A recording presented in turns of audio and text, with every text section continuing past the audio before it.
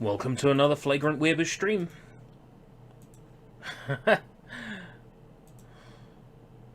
So, here's what we're going to do. We have to catch, I think it's 10 clownfish or catfish or something. I'll get the guide up.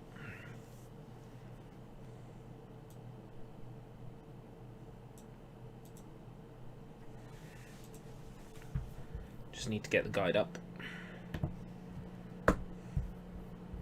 NieR fishing guide.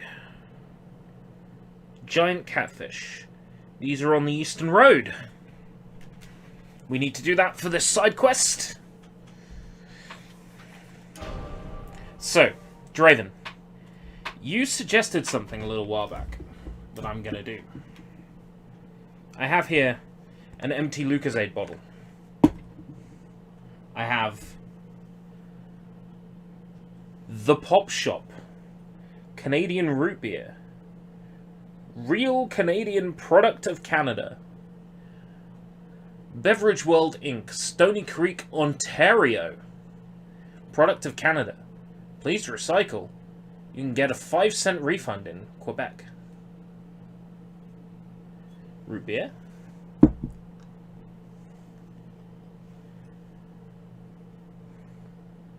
Yeah.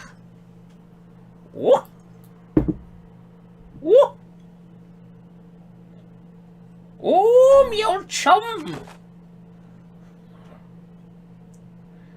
I'm not a good elf.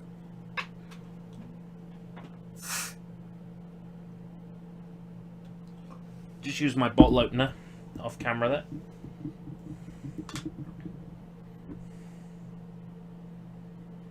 Ooh.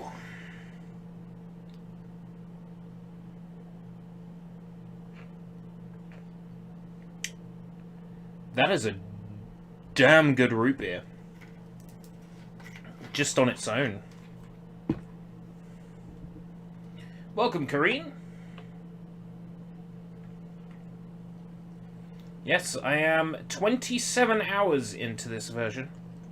Currently working on the side quests. I'm still on Route A. And speaking of root, I just poured the root beer into the Lucozade bottle. We are going to make ourselves a double. One shot. Mostly in there.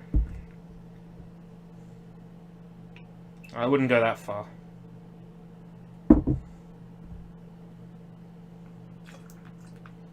I wouldn't call myself cool.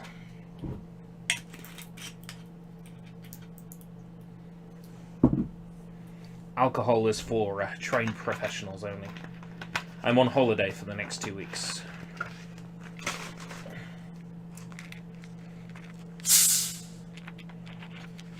Oh yeah. What's the name of the game again, please? Sega Bass Fishing.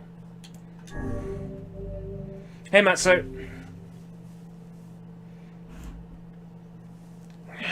Well, we'll see. I don't intend to spend the whole holiday streaming. I intend to spend this time bettering myself. Improving my mood.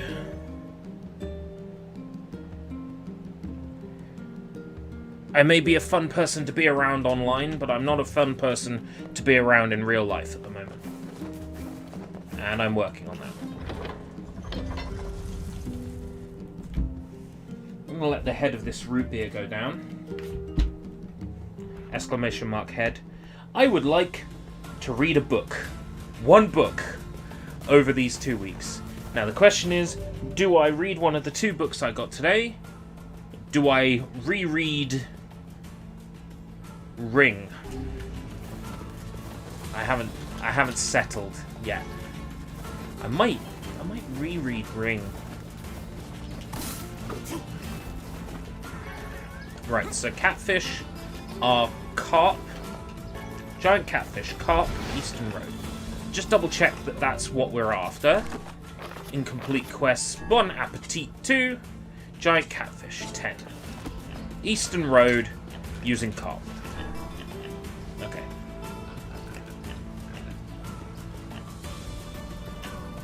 Nope, too early. Too early? It's fine.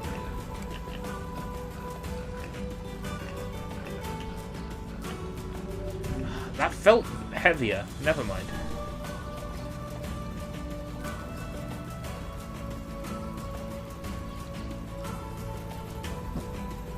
Nope, I have to do it on that one.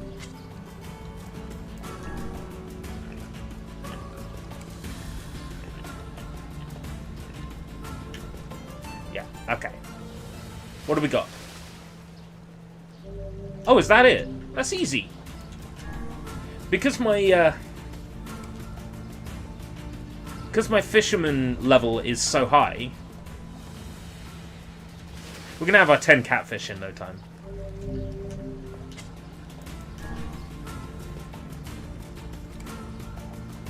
Rhythm on this one's pretty easy. 3. Nice.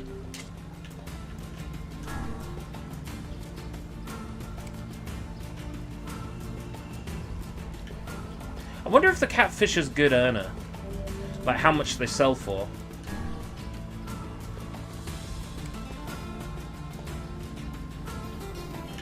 Kaine and Emil just don't care that I'm here fishing. They don't care. They're just standing there keeping me company.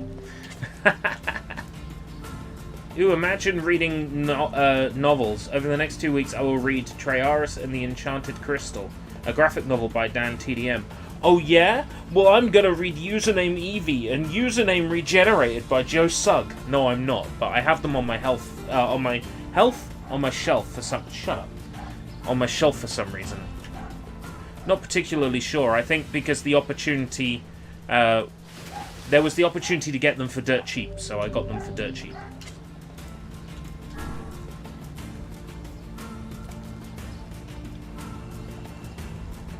If you're looking for a suggestion, Fogs is now on the PC Game Pass. Yeah, Fogs. We're gonna bring back Game Pass Gala, and I also have a new project. Right, check this out. Check this out. I'm suggesting we have a little existential ennui.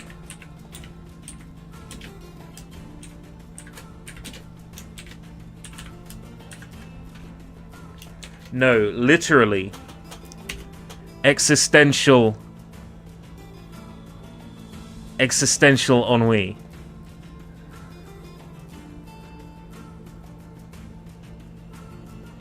Existential ennui. Like existential ennui, the French word for boredom, but it's existential ennui because, I don't know, we'll play like Ant Bully on the Wii or something. The pun is great. I haven't figured out how to turn it into a feature yet, but it will happen. Puns are the future, okay? Like, we've got overstimulated coming up. Overstimulated, yeah? Yeah? Puns are the future. Puns are the way forward. I'm confident we can turn existential ennui into something really special. I have so much Wii shovelware. It's the perfect opportunity to play some of it. At least once, to see what it's like. And then make a decision from there. Do I carry on playing it or not? Is this a game I would play? Is this a game I wouldn't play? Existential ennui. What a pun.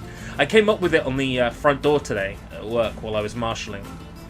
And I had to congratulate myself.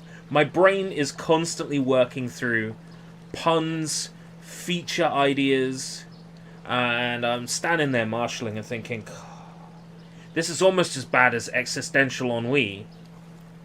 Existential Ennui! You genius! So at some point, we shovelware.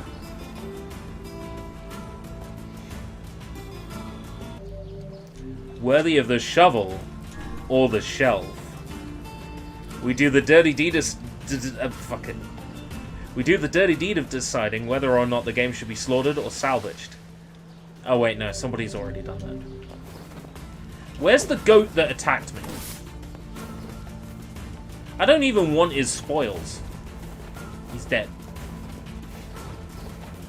Right, so if we make our way to Seafront... Seafront!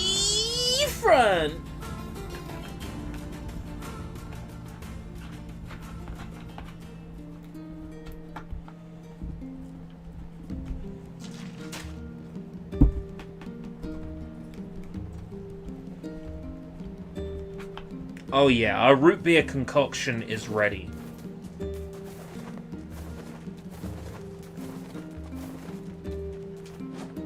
But soon, not just yet. So I figure Wii Shovelware might be entertaining. Now, whether or not I play it on hardware or on an emulator is a different story. Because of course I have, you know, a Bluetooth adapter, Wiimote, sensor bar. I mean, I might as well play it that way, right? But then again, will I get an accurate representation of what the game... We've seen front, but will we ever see Seaback? Seaback is beyond the bridge. You do get to visit Seaback as part of the 13 Nightmares. It's an oil rig in the middle of the ocean. You fight enemies on it. That's Seaback. Hey, Soybomb.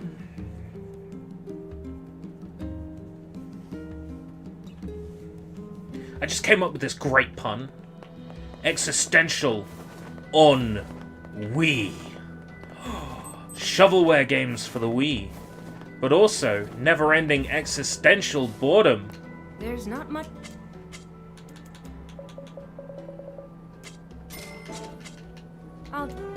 It's the future of comedy. It's the pinnacle of humor. Damn it all! I have your ingredients. It's pie. It's a puke pudding. Right then, here's your... Catfish and rice. Right. Dig it. How... It's delicious. Woo! I'll definitely try to stop by. No new side quest yet. Okay.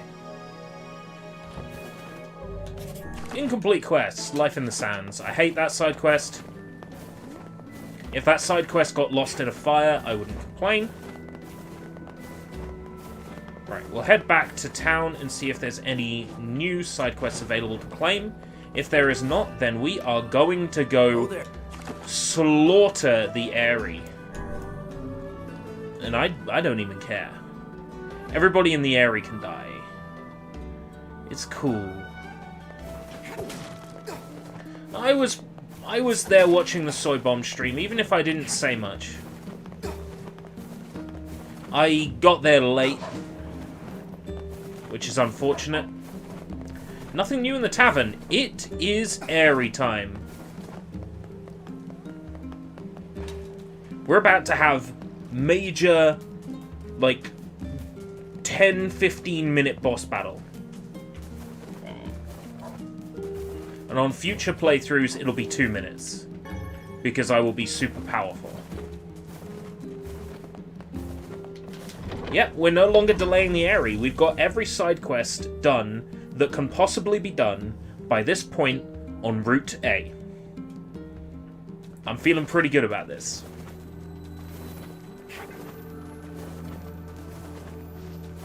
Which means we no longer get this beautiful, gloomy music. We'll be back to Hills of the Radiant Winds. Oh well. mean, we're doing great so far. We have half of all the words in the game. We have most of the weapons. We've done most of the side quests. We really are making great progress.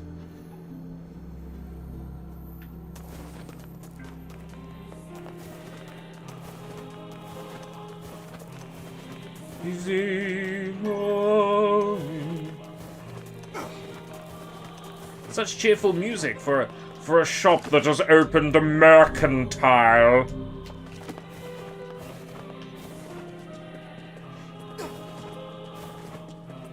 Don't buy it for a second.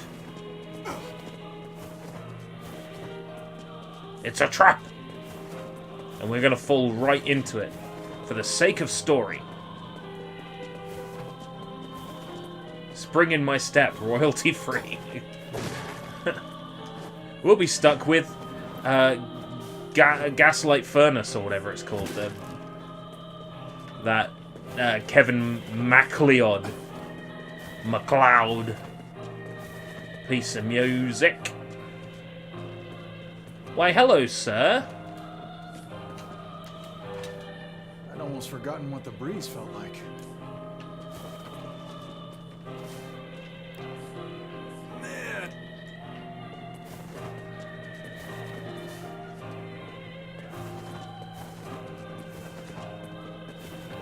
Man. Wait, what's X'd on my map? Oh, there's another side quest. Hold on. Uh-oh. I don't know why YouTube doesn't like that word. There's a certain point where if you assume that a word is being used in a certain context, when it has other contexts, you are engaging in the very thing that you are trying to stop. I couldn't imagine being so blind, but, you know, there we are. Oh wait, no, you're not allowed to call playing games blind anymore. You have to call them a first playthrough. I'm not getting involved in this. Bicker amongst yourselves.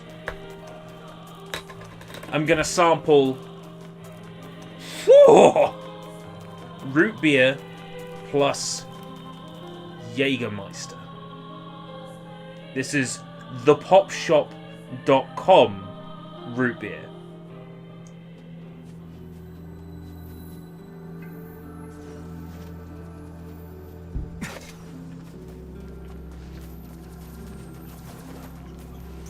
You can't taste the Jaeger.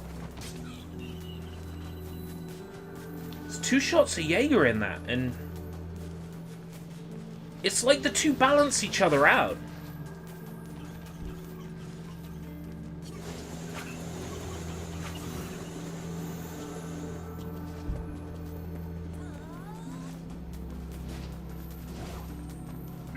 I could just drink that. No problem whatsoever. It's not moonshine. I'll be fine.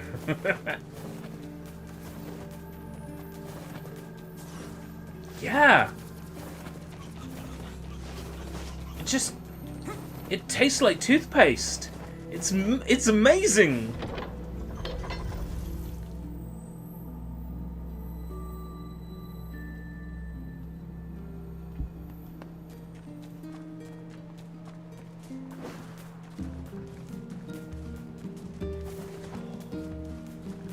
That is such a good combination.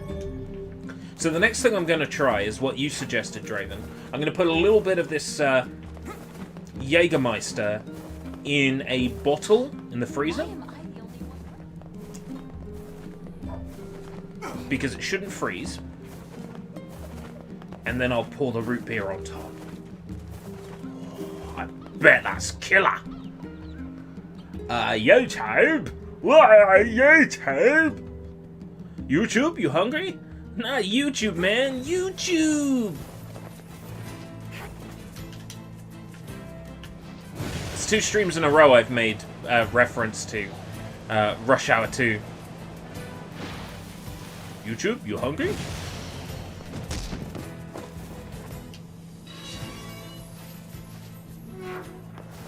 Right, super secret. There's nothing super secret about it. It's like we're having a secret meeting! Speaking of Resident Evil. Welcome back, Master Emil. Hello, Sebastian. I'm glad you're doing well. Is something the matter, Butler? Hey, Cloaker. I am searching, sir, for a way to restore Master Emil's body to its previous state. Ooh, tell me more. Oh, Sebastian. Regrettably, the above-ground archives are somewhat limited. According to my information, the records related to Master Emil are stored on the second basement floor. Things would be easier if I could delve so we into have the to go man's down there. underground research facilities. But what with all the creatures there? You want us to go down there and take out some Back shades? to Diablo Town. Oh, no. Emil, cut it out. We're friends. This is what friends do. It's time to go to Diablo mode again. Or Diablo mode.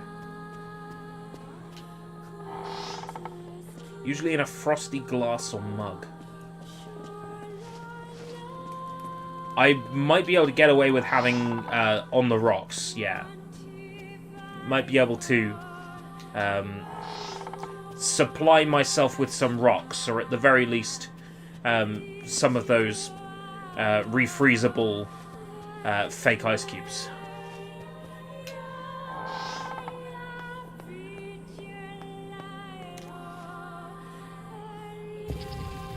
Mind your head.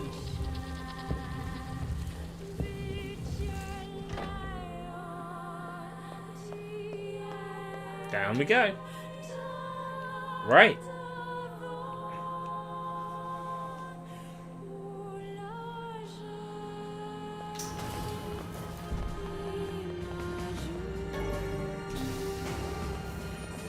Yeah, should already have all the key cards.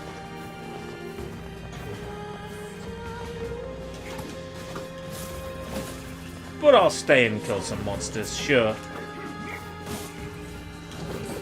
They did go to the effort of making this lovely isometric section. I should at least appreciate it a little.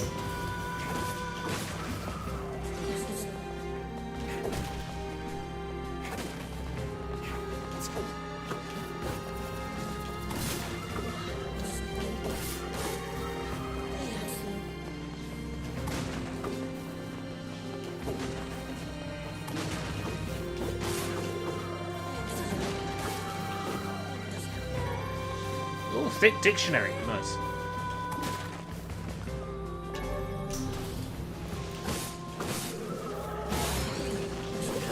I remember my first time through this area, I was struggling a little. Now I'm just wading through enemies like they're treacle. They're just treacle, guys. That's not blood, that's red treacle.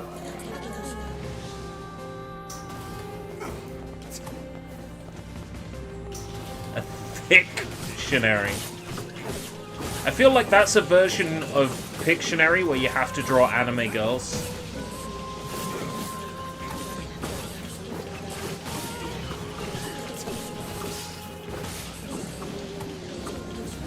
Oh, this card says I need to draw a big titty goth GF. Okay. I'll need the number 2 pencil for this one.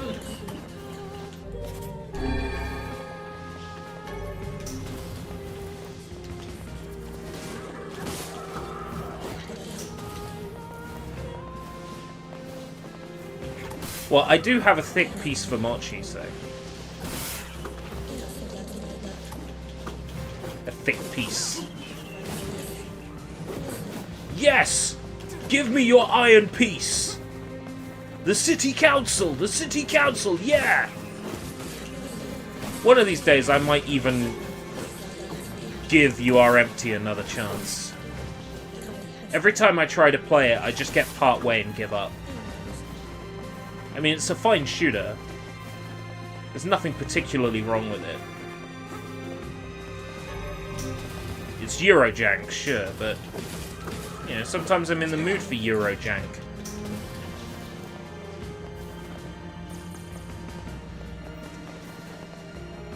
Forgot to get your glasses. Oh no, not the glasses.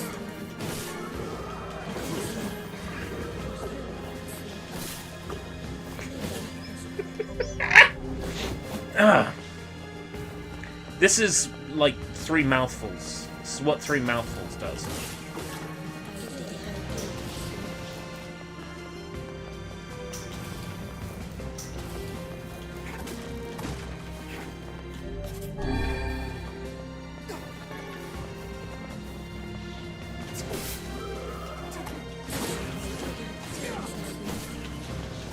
This is just easy experience down here.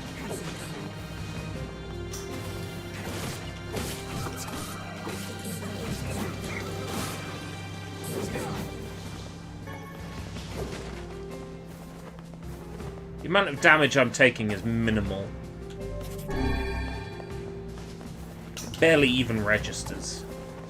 What's this? It appears to be a list of names. The text is half faded, but I see one woman used to live in a coastal town. Coastal town. The woman is most likely dead, but... Alright. I'm so glad it warps us out of there. Maybe we'll learn something about Emil over in Seafront.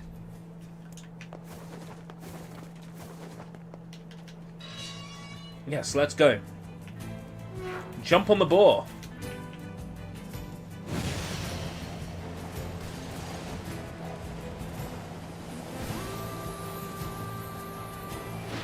Riding a boar across the wilderness.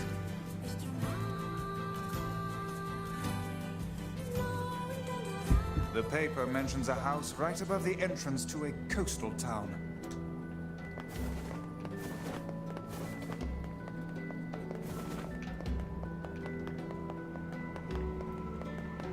Easy.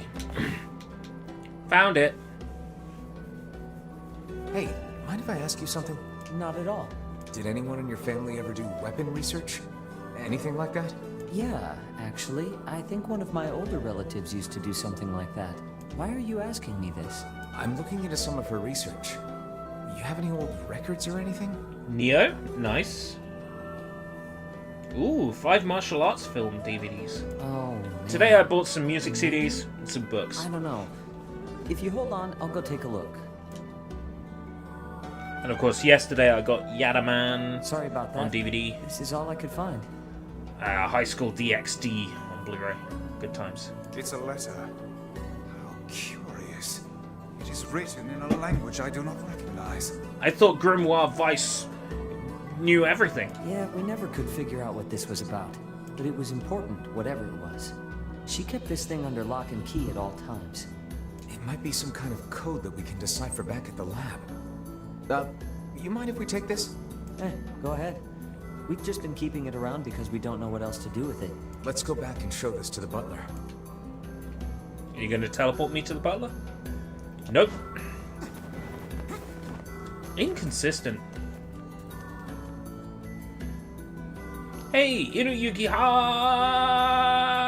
Hakusho. Cough medicine with clout.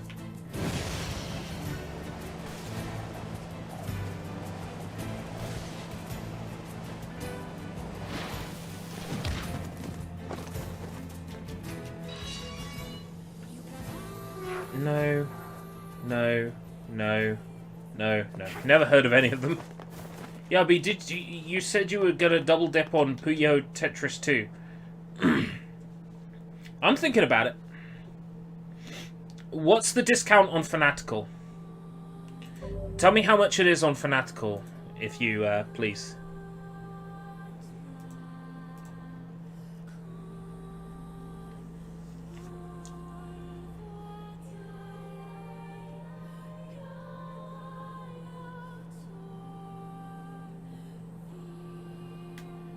Probably faster if I fire it up.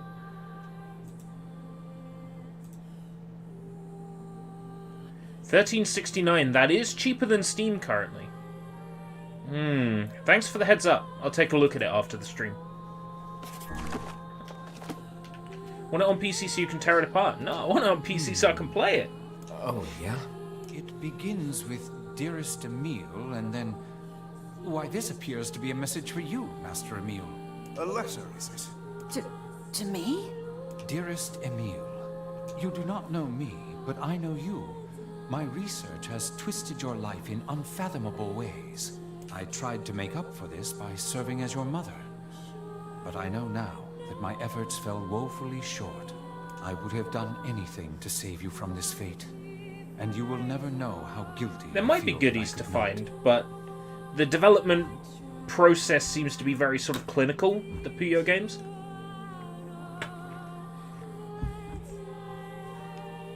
If there's anything under the hood, chances are it's just leftovers from Puyo Tet 1. I remember her now. Hundreds of years ago, there was a woman who watched over I would me like and the my ability to play as Bad Merle. That'd be great, because once she turns good, she's kind of boring. The other scientists treated us like lab rats. But that woman, she was really nice. She was real nice. I think she kind of made me what I am today. Cool beans. Your mother, huh? You know, I didn't find a way to fix my body. But I don't care anymore. This letter helped me remember my mother. And that means more to me than anything. Research project. So when are we going to go to the area?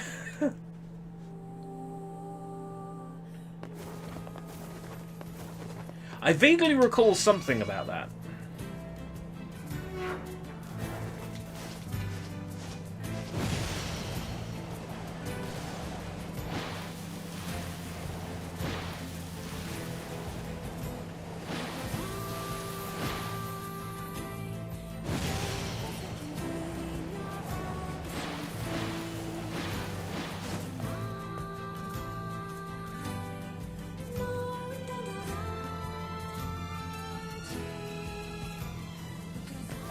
Right. Have a look at the tavern on the way past. No jobs available.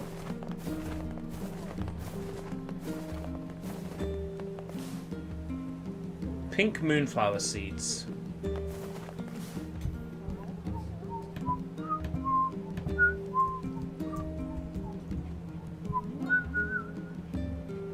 Right. Red and gold.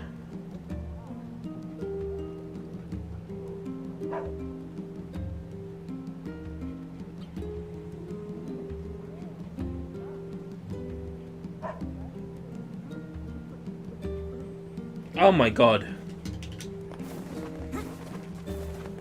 It would require 45 to 50 minutes of clock forwarding. No. Sorry, but I refuse. I'll do that on, like, Route C. An American candy shop. Ooh, nice. Green Man Gaming is having its own Golden Week sale. That's good to know. Thanks for the heads up. I was thinking I hadn't spent anything on the Steam Golden Week sale yet.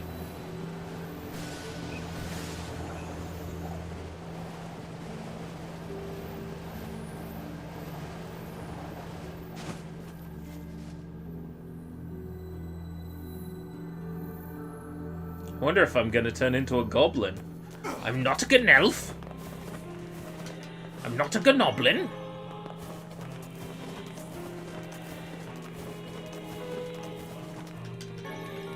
Gotta head on over to make GMG relevant again.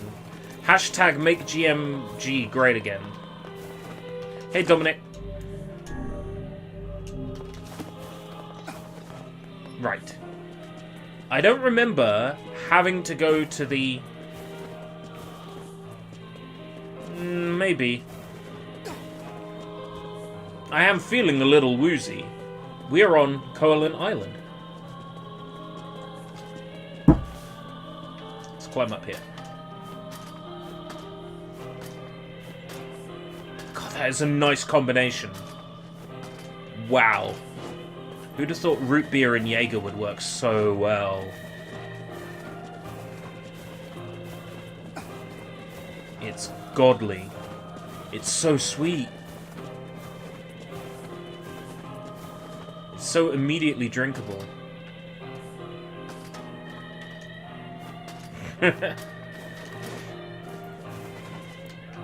Hello? We're here from Popola's village. It's all over. We came to ask about the letter you sent. Our days are numbered. As cheerful as ever, it seems. You're the one who wrote the letter, right? I don't know about any letter. What is going on here? It may be faster for us to take our inquiries elsewhere. Let us ask around. Someone must know something. Yeah, it tastes like toothpaste. Here's the thing, right? I lament that toothpaste tastes so good, but you're not supposed to eat it. And it's not fair. You can't make something taste so good and then not let me eat it. That's stupid.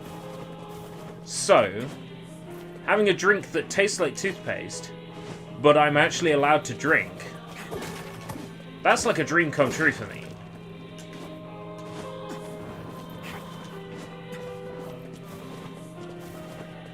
Ah, here we are. You ready? Oh boy, this is it. A letter, huh? Yeah, I think I heard something about that. So, you know about the letter? Maybe I don't. I'm not sure. Most favorite racing game? NieR for Xbox 360. Which is it, man? Oh, and if I may ask, are you friends of Kaine? You could say that. Ah, I've heard the rumors. Here to hunt shades, are you? Indeed. Our aim is to defeat every last one. Every last one? Everyone? Everyone? Everyone. Everyone. Everyone. Everyone. Everyone. Vice! Beware, this man is a shade. They're all It's a shades. trap! I figured as much. It's a trap! Use magic wisely. Taking your goddamn time. 1,000. We were distracted by the local welcoming party. Want some help? Pew, pew, pew, pew, pew. Villagers are possessed. But not all of them. Some are still human, so be careful. No, just kill them all. Nobody cares! Oh, Twisted Ring, that's a nice drop.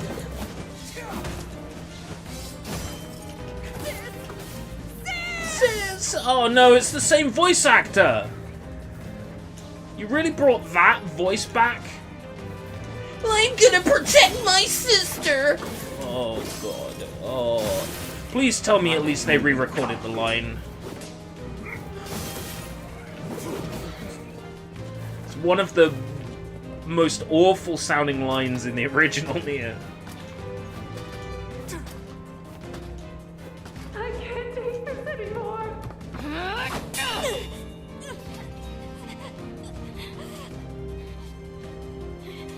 Get out of here! I'm not. No way! I'm not going to abandon my own sister. It's a little bit better this time. Kaine, what's going on? I'm not going to abandon my sister. She's a shade.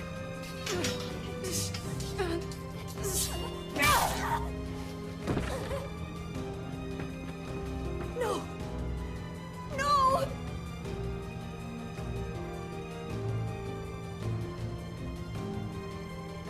You people are the monsters here. Stay back, kid. Your sister is one of them now. I don't care what she is. She's my sister, and I love her. She's my sister, and I love her. So glad they re-recorded that line. Honestly, it was one of the worst lines. Kaine. Always getting blindsided.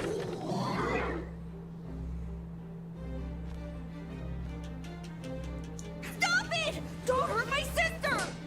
What Your a mess. sister's dead. These people are behaving as if we are the villains. Weird. Kill them! They're acting like we're the villains. I wonder why that You is. gotta stop this! We're trying to save you from the shades! I wonder why that You is. have to stop! Emil! We need to get out of here. Kaine! Kaine, get up! Hurry! Get up, Kaine! Get up, get up, get up! Leave us in peace! Oh God, help us! Help us, please! We are caged!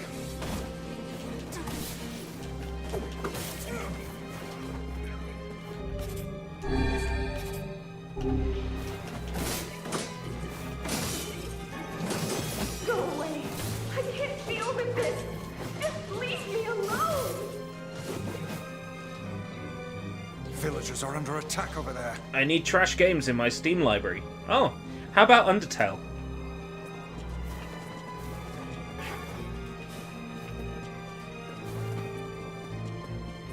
Put down that weapon, please! I beg of you!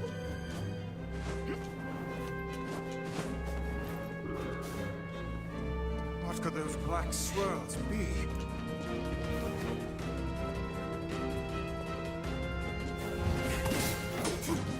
Okay. Why are you here? Everything was fine until you showed up. Everything was fine until the Fire Nation attacked.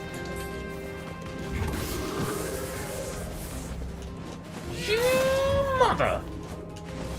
Father. I blame you. Monday to Friday. Playing.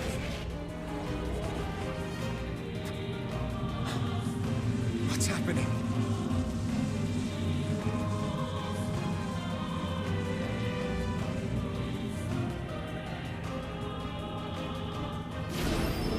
Look at games that are super popular at the time that they came out, and look at how much computing power is required to run them, right? Undertale became really popular, played by lots of people. You can run it on like a 486 from the 90s. Okay, maybe that's a bit of an exaggeration, but you know what I mean. That thing sucked up the villagers. No! I'm sure the fact We keep you can this run it up. on a potato I'm gonna kill them contributed all. to its popularity. We can't let that happen!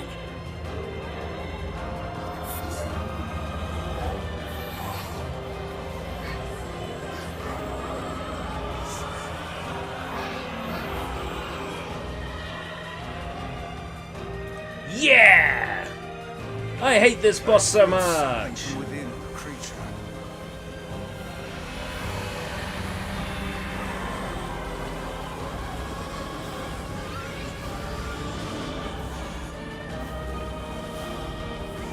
Is this the combined power of all those shades? It will take more than a barrage of magic to stop us. The first to waver is the first to die. Where'd you read that, Sun I Tzu? sense magic coming from the center of that eye.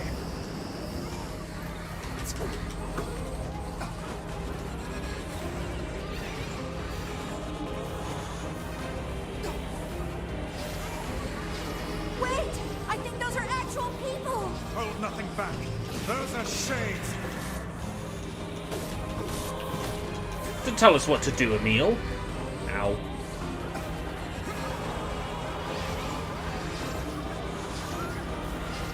The surrounding tentacles appear to deflect magic. Now, focus your magic on the beast's center. Doing it! Yeah!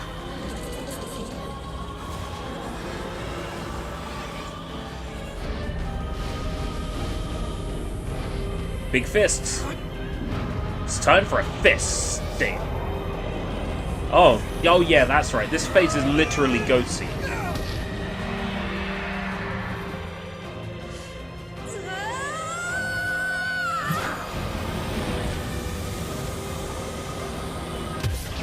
Emil would totally get bitten in a zombie apocalypse and then lie about it.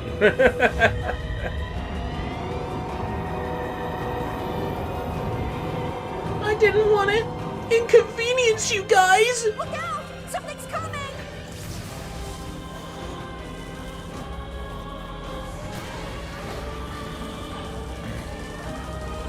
Its weak point is located around the back. Yeah, Try that's attacking right. it from above. Yeah, that's right. I'll try to pin it I thought it down. was this point. Emil! I didn't fall! Right. Emil!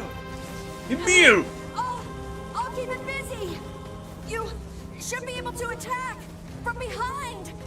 Go around and get it. Please, hurry. Approach it from behind. We must circle behind the creature at once.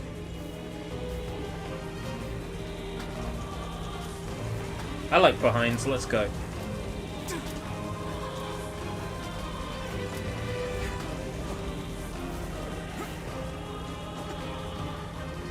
You must strike it in the eye. Finish giving orders, you damn book.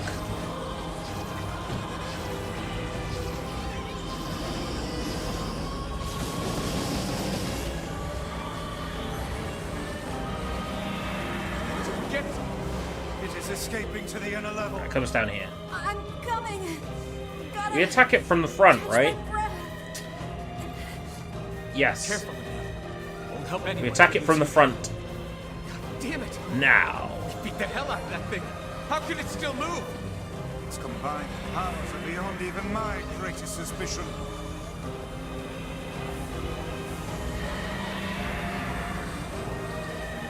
Oh, we've got a good cutscene coming up, though. Come on. Emil's Sacrifice is a really good song.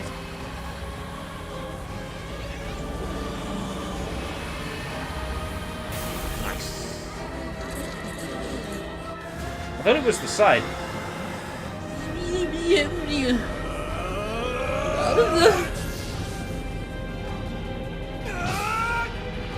Ah!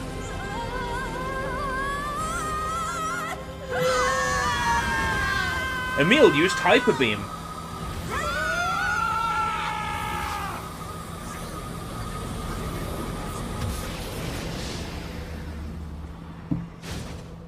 It was super effective. Dun dun dun dun dun dun dun dun dun dun dun.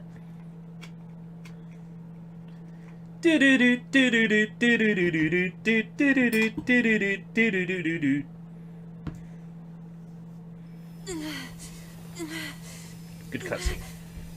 Emil. Emil, wait. Emil!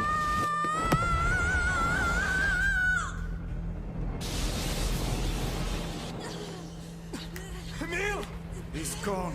His instincts have taken hold. The ultimate weapon is being deployed. Would you like to give Shade Abomination a nickname? Shade Abomination was sent to Bill's PC.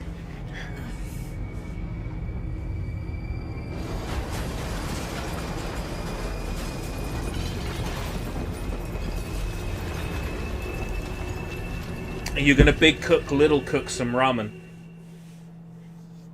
It's a bit late in the day to be cooking ramen.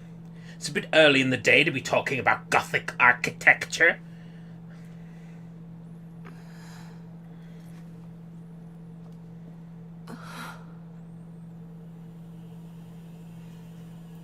Look, Kaine. All the people who bullied you are dead.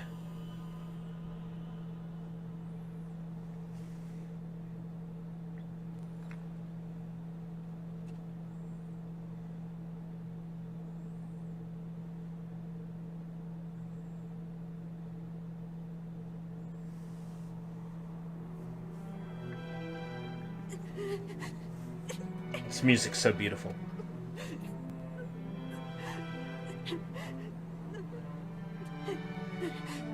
What have I done? I killed innocent people. I killed them all. But you saved us. If it wasn't for you, we'd all be dead. We owe you. I killed innocent people! But us three assholes survived. It's all right.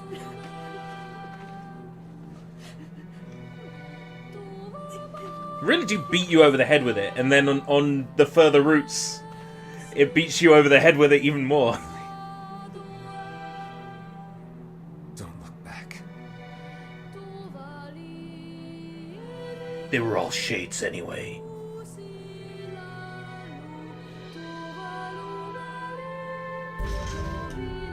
Now is not the time to be writing letters. We had best be off. Yeah. Oh.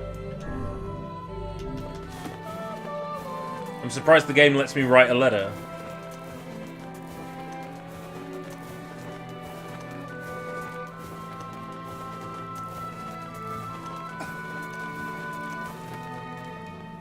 Oh yeah. Goodbye, Airy. If you go there now, it's just a giant chasm. This is the last of them. Now we can find the Shadow Lord. And Yona. We certainly can. Hold on, Yona. I'm almost there. Oh shit. I'm gonna finish Route A tonight.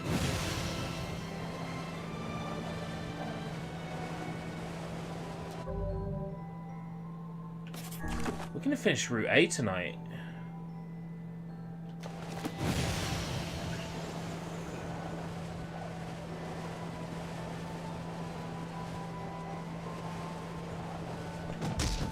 We should return to All right. see if she has any final words for us. Yeah. Don't go.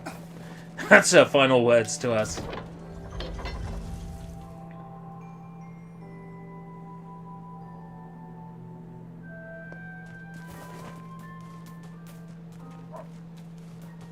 I marvel at how relatively simple a task this retrieval process proved to be. It is almost as if someone deliberately set us on this path. You're overthinking again, Vice. Yep, someone deliberately set us on this path. But- But who? I don't care if it's a trap. Yona's waiting for me and I'm going. I don't care if it's a trap. Yona's waiting for me, and I'm going. Yes, I see. Alright, shut up. You're really gonna do it? Yep. The whole village is buzzing, you know. They say you're gonna go rescue Yona. I guess it's really happening, huh? I'll bring her back. I promise. About that. Yeah? Nothing. Never mind. Popola just loves to worry. Anyway, you be careful. Yes. Do be careful. Thanks. Oh, they seem to take that pretty nicely.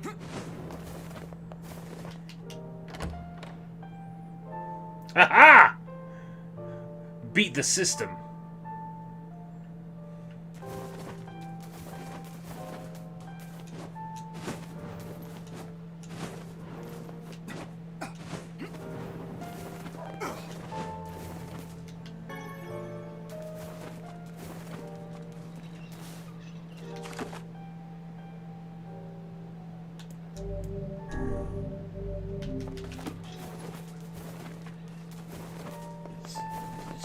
Farts in a jar.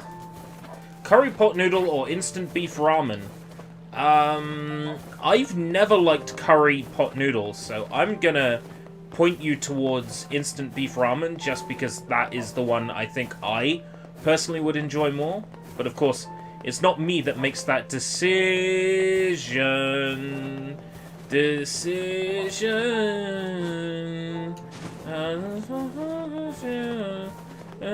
shove it up your ass, 'cause you know the purple is there. Which job should I give Oh, you shit! first?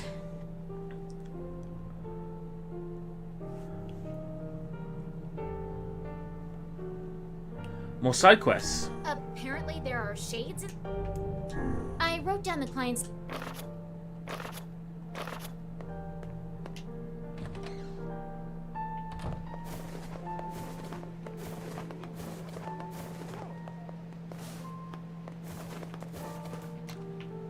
Say, are you available to discuss What is? People are saying a shade is... I was hoping you could track it down. This isn't a very big place. I had my own doubts at first.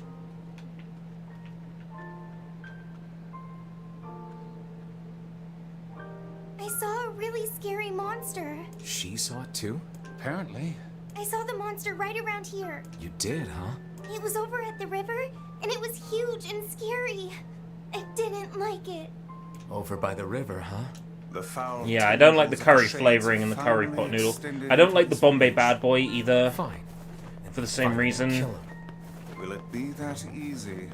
I wonder. What do you mean?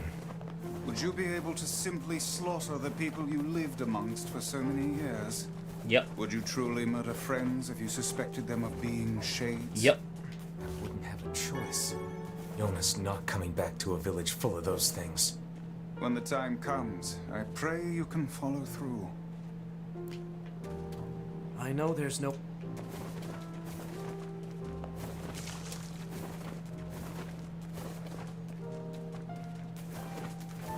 Saw it by the where? Incomplete quests in the book. Near the river.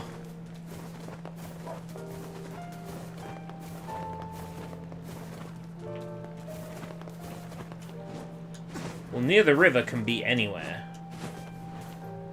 Aha!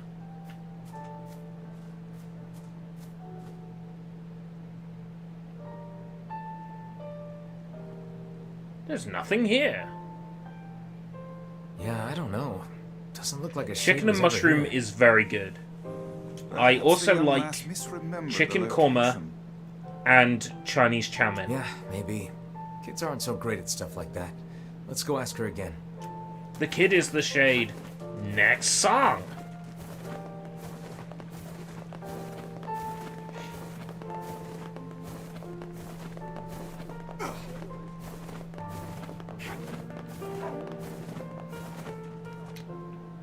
We went over to where you saw the monster, but we couldn't find anything. Are you sure you saw it by the river? Oh, I remember now. I saw it in the square in front of the library. Okay. Let's go check it out.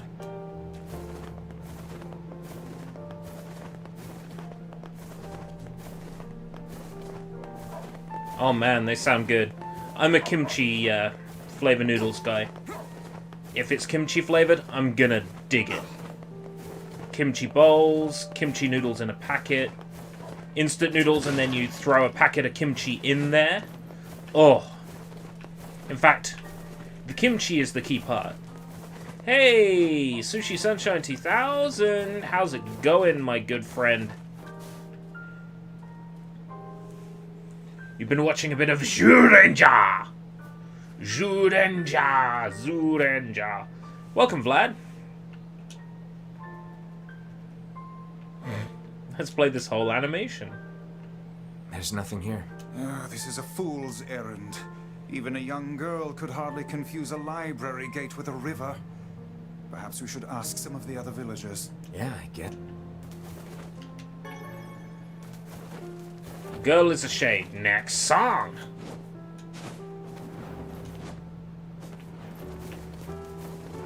Gonna finish rewatching Brotherhood.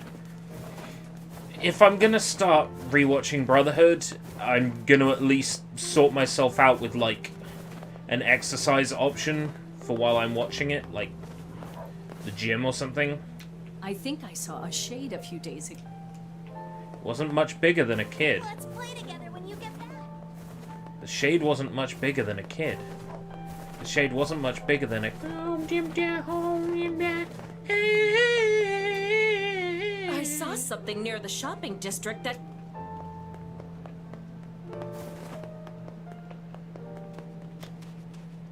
The shade. Oh, yes, I saw it. The girl's story is not agreeing very well. Something is amiss. How do you mean? We are being lied to. You think? Why? I cannot say. Perhaps it is but an honest mistake. Or perhaps there is a good reason for the lie. Listen, I'm not angry, but I need you to tell me the truth. Why did you lie about the shade? I'm not lying. I saw it. It was big and scary and big. Tell us this then. In which location did you not see the shade? You're weird. But, I guess I didn't see it near the northern gate or on the hill to the west. Oh, this is a fool's errand. I'd rather stick thumbs up my butt. Vice, do you even have a butt? Yes. There's that one bit where it's like, can you even take baths? Yes.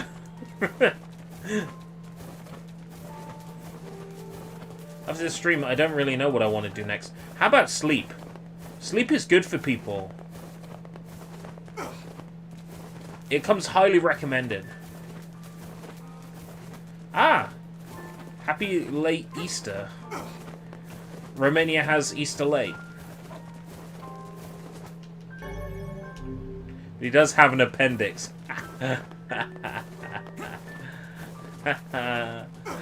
Oh, that's good.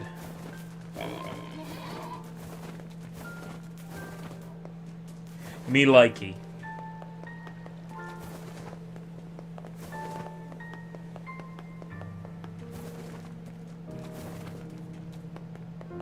See, that's quick. That is quick. There it is.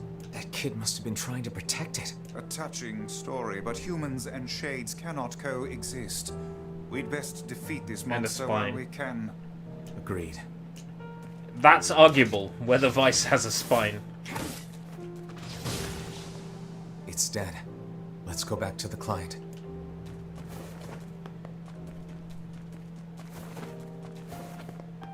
What's Tokyo Ghoul like? I've not watched it. I've got Call to Exist on PS4, but I keep putting off playing it. For what I hear, it's kind of like Bleach, but for edgy teens. Thanks so much.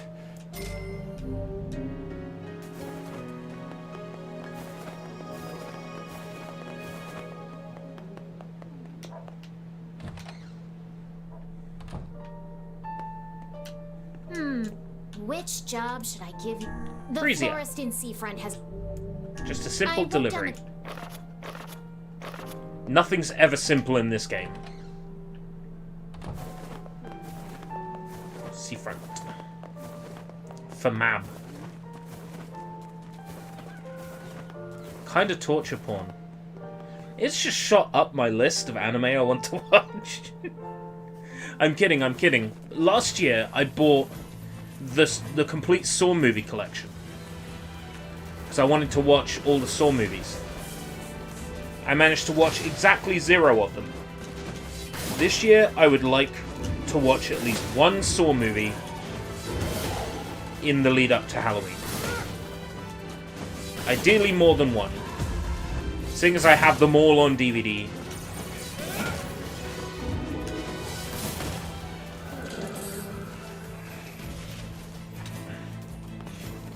Well, you're not a fan of Guinea Pig?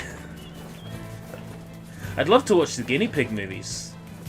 I'm just intrigued by video nasties in general.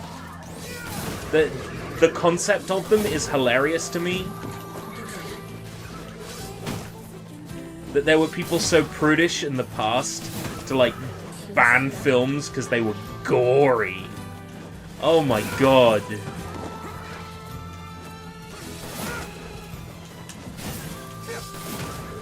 That's hilarious to me. Yes, Half-Life Opposing Force. Developed by Gearbox. The same people who brought you their other great game, Samba de Amigo on the Wii. As far as I'm aware, after Samba de Amigo on the Wii, they didn't release or make anything else.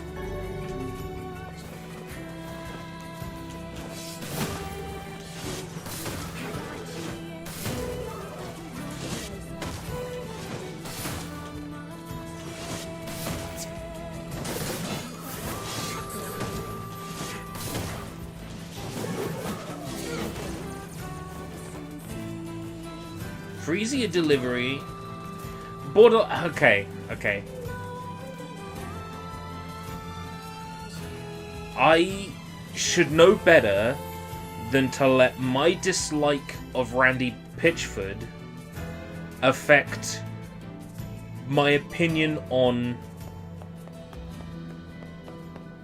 Gearbox games. Because I will agree that Borderlands 2 is a decent game. I honestly can't fault it. Its gunplay is fantastic. There is so much encouragement to replay over and over again for the buffs that just keep growing on each of your characters across all of your playthroughs.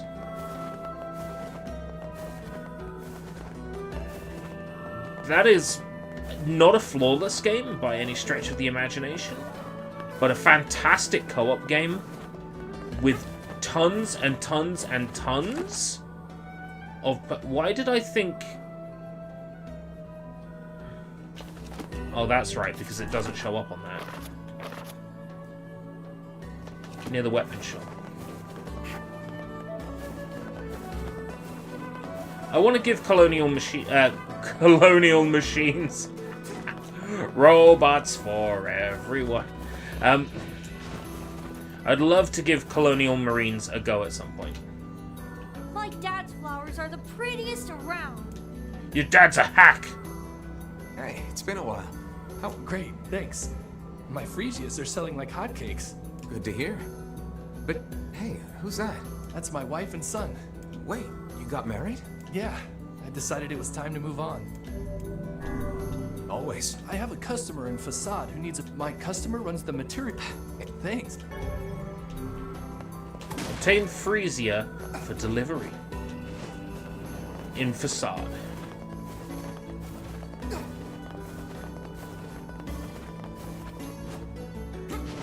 Duke Nukem Forever, I dig. Oh there. In a very... The game is 6 years older than it actually is, sort of way. Do you remember that man? If you look at it as a 2007 game, Duke Nukem Forever is fucking brilliant. Oh, neat. What are you doing? Yeah. Oh, it didn't work out. Is that... Yeah. It's the girl who was almost killed by her lover. There can be no reason for her to be wandering alone in the desert. Oh, I'm sure there's a reason. Grown-ups always... She wants to get chewed up by a wolf. A bit of a simplistic analysis, but perhaps true nonetheless. DNF was fine. The gunplay was good, and on PC they patched it so you could carry 4 weapons, and that just made the game a whole lot more playable.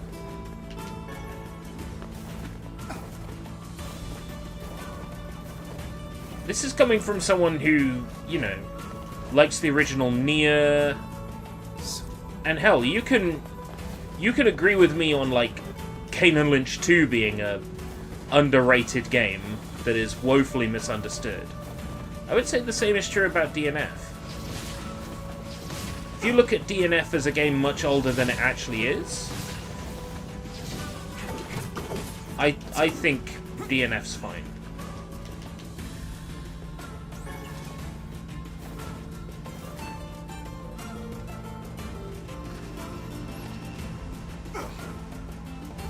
Hey Weeb, what do you think of the SIG P220?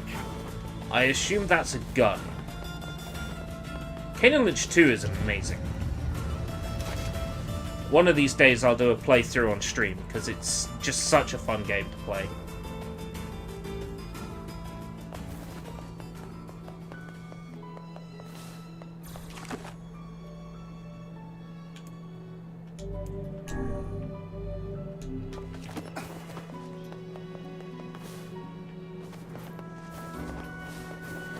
Guy runs the material. Oh, he's on the other side of the map.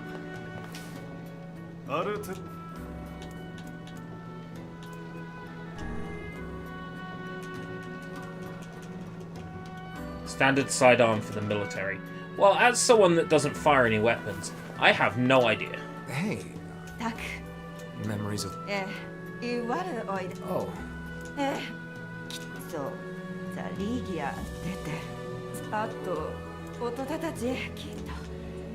Can't believe she's become a shade. How terrifyingly cruel. Should we tell the man that his girlfriend is a shade now? I honestly don't know.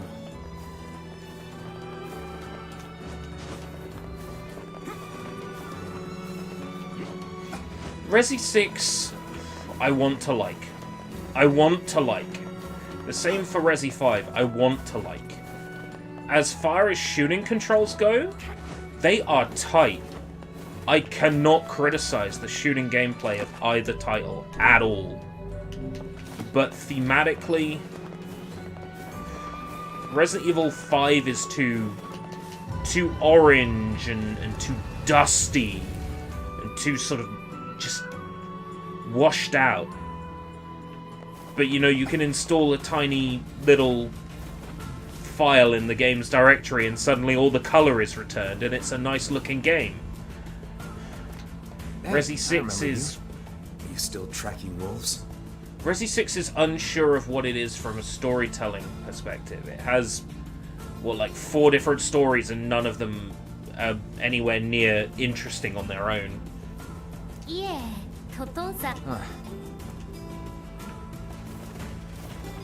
She is closer to the village now. You sure it's not just your imagination? No, she's definitely closer. Are we to arrest the poor girl for loitering?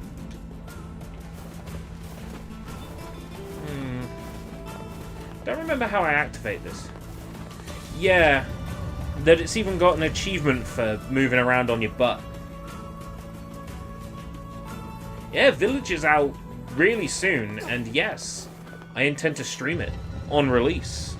I can tell you exactly when I purchased Village. I bet you're curious. Well...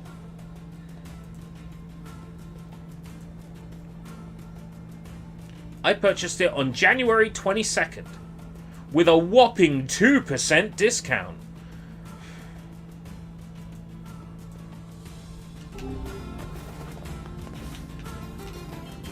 What are you doing? Yeah, Sorry. Watch out!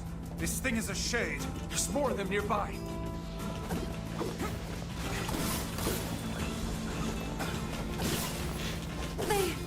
They couldn't be here. Stop with the bullshit and just kill them all. The hussy is correct. We must eliminate these beasts. The hussy. But I... Neil, if you don't fight, they're gonna kill you. Yeah, Emil. Stop being such a puss.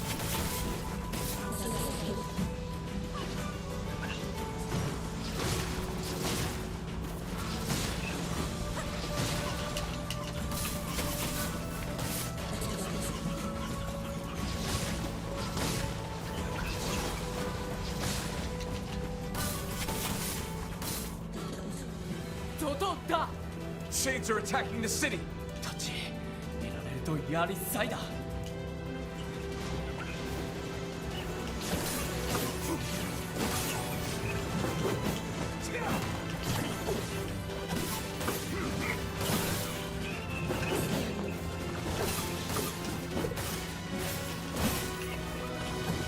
Evil Within, I am looking forward to playing. We were going to do it last year. But I had a look at it and it was something like 18 hours. And I panicked.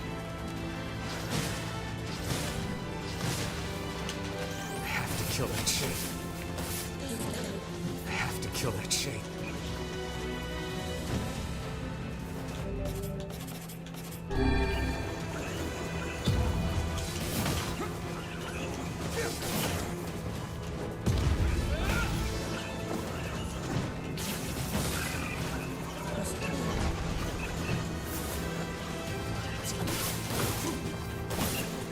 Well, yeah, I was planning to do the DLCs as well. I wasn't planning to play on Akumu difficulty, not a chance. I don't hate myself, but I do intend to play through it and the story DLCs. And then there's the sequel, which is shorter, but I know that it's generally just funnier, from what I can gather anyway. Snow, but there's something you should know. When we first saw this shade, it was disguised as one of the masked people. It's possible.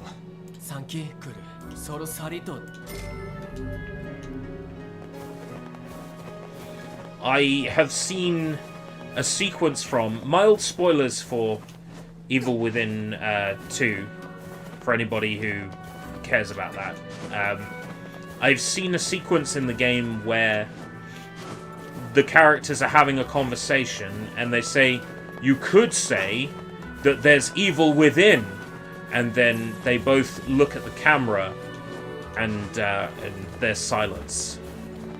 And if that's an indication of what kind of game the Evil Within 2 is, I think I'm gonna have a roller coaster of a ride playing it.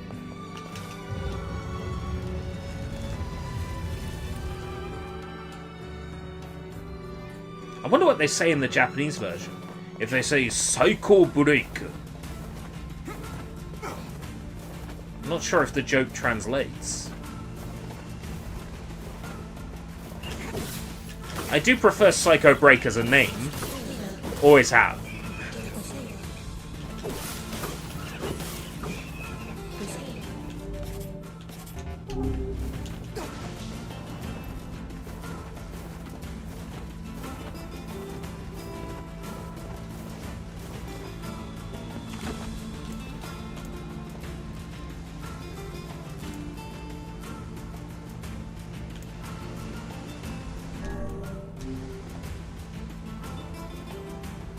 Bit more Silent Hill territory. Yes, yes, yes, please. Oh, I am down to clown. You said the magic words there. Silent Hill.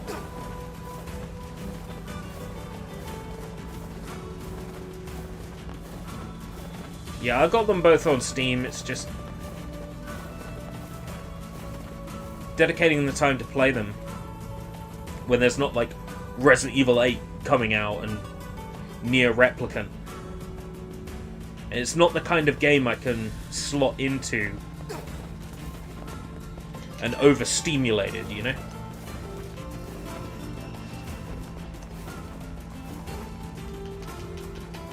That's really more dedicated to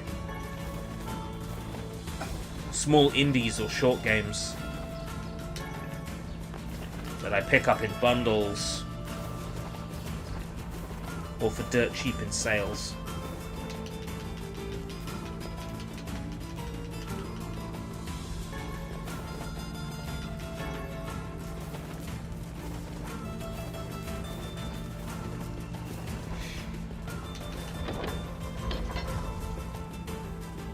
There's another side quest to activate, isn't there? I should have really just used the boat. I'm so used to running back and forth. Even with the fast travel, I barely use it. Oh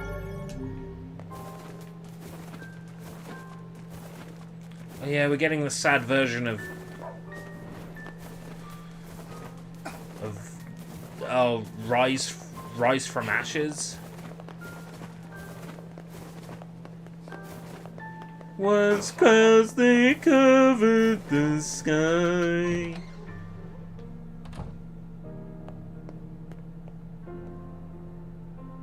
Gonna sing, Popula. Should I get Kiwami 2 on Steam or Game Pass? Job should I give Do you like having Someone money? in the Forest of Myth wanted your assistance. Strange. I hardly ever get requests from that place. I wrote down the client's... What's the name of this quest?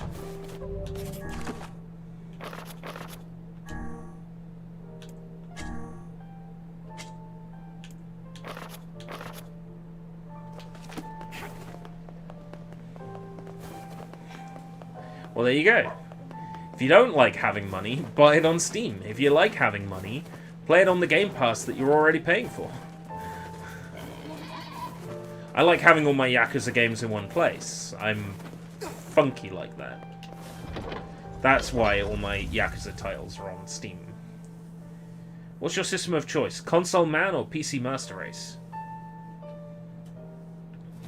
If that's a question for me, that's a tricky one to answer, because I would honestly say that depends on the game.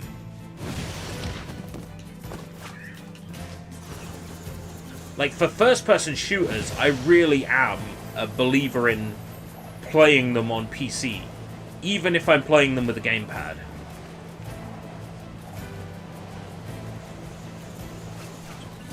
But any other genre, honestly, it's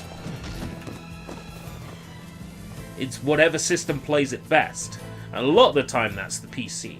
But not always the case. There's a lot of games from the Xbox 360 era where the PC ports were so dreadful that it's just better off playing them on console. But they are few and far between. You look like something's on your mind. Well, a week ago, I had a sudden brainstorm that the real money is in the fortune-telling business. So I'm trying to set up shop. Fortune-telling? You know it. And once I get my special gazing stone, people will be flocking in from miles around. But what? The stone was supposed to be delivered, but it... Can't you just... Well, they're pretty rare. We're friends. Oh. A magical stone. Back to the village. Yeah, so basically, I'll play games on PC most of the time because, PC tends to run games better. Singularity. Now that was a game that completely skipped me.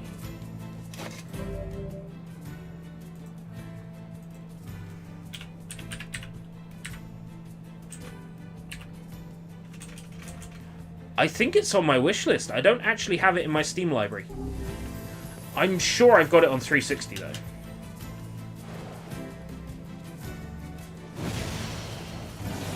Is it worth playing? Like, in my head, I connect Singularity with Time Shift.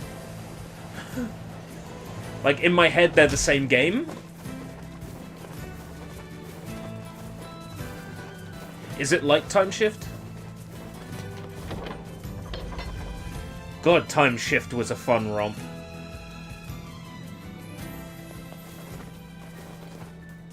I like Legendary as well, but I've never beaten it.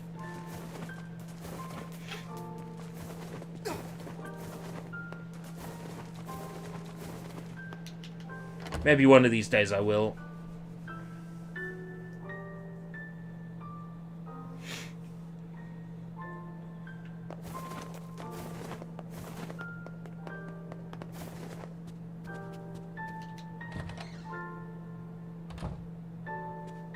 Hey, Popola, you know anything about some kind of magic fortune-telling stone? Oh, you mean the Eye of Power? And yes, I know it's a funny name, but that's what they're called. Why do you ask? Helping someone out? Well, there used to be... All right. Lost Shrine.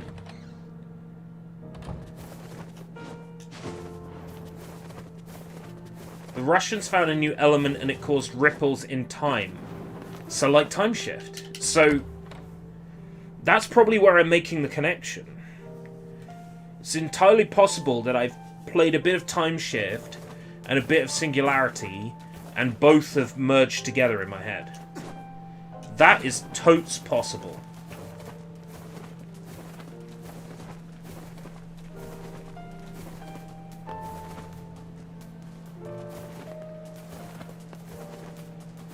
It was the game which sent Raven to the Call of Duty mines.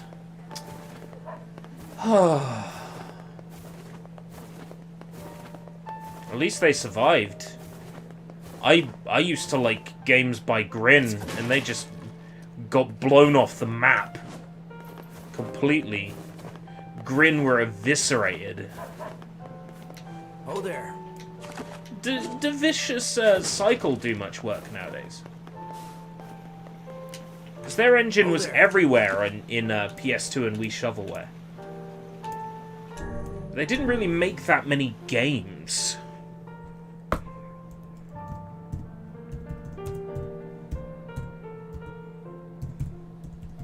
Vicious Cycle. Are we ready?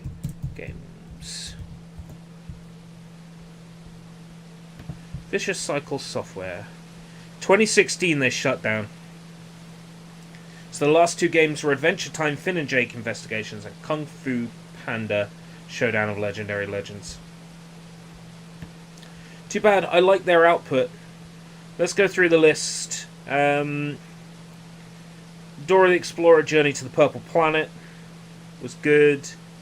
Eat Lead, The Return of Matt Hazard, Bloodbath and Beyond. were two great games. Pac-Man Ghostly Adventures 1 and 2 were honestly perfectly fine 3D platformers. Let's all make it back alive, okay? It's a plan.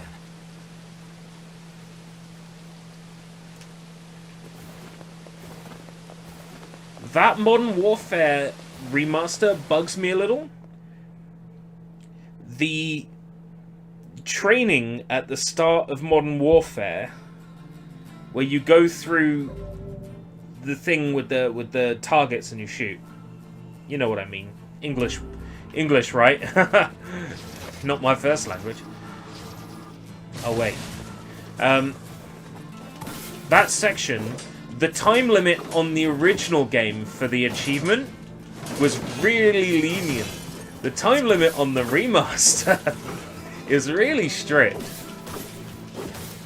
I have this rule when I'm playing Modern Warfare that I'm not allowed to carry on until I beat the time trial.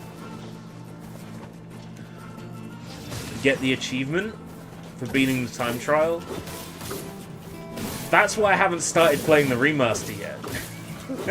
Because I'm sure I can't actually beat that trial at the new time.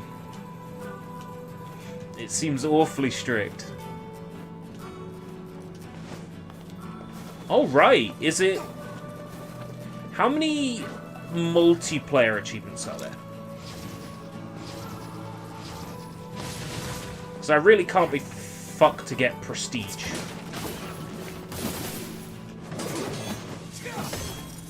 I'll play like 5 matches or something. Well, actually I won't because I don't have... Oh, phew, that's a relief. Because I don't actually have any PS Plus. Oh, then in which case it'll be just like the old days, you know, throw a flashbang and stab the 4 people in the cabin for kills with the flashbang active, you know, and...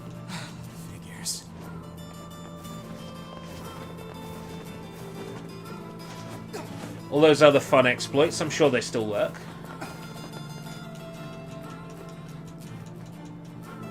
I did enjoy Modern Warfare. Modern Warfare was the first COD that I played.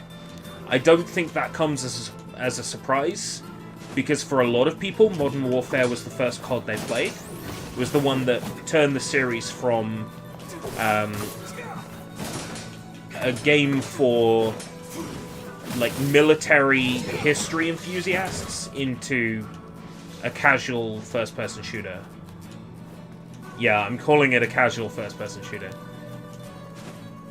I've gone back and tried to play some of the older CODs, and they're a bit too archaic for me, but my brother's played through them all. I remember one particularly hilarious afternoon where he was stuck on, I think it was either COD 2 or COD 3. I think it was COD 3. Might have been COD 2, actually. Where he's in a tank, and there's just this line, McGregor! That I kept hearing over and over again, because he kept dying in this tank section. McGregor! Oh, God. But, without Modern Warfare, there could be no World at War, and World at War is my favourite, so...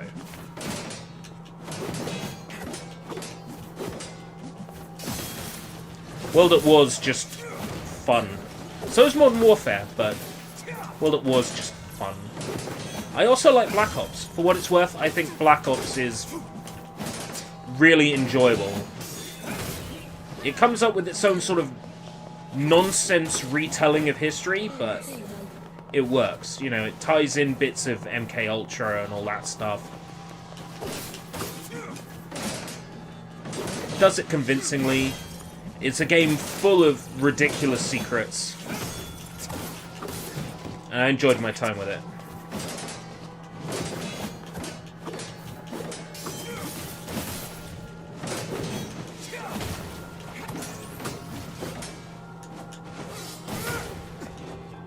And of course, Black Ops brought us Richard Nixon, Castro,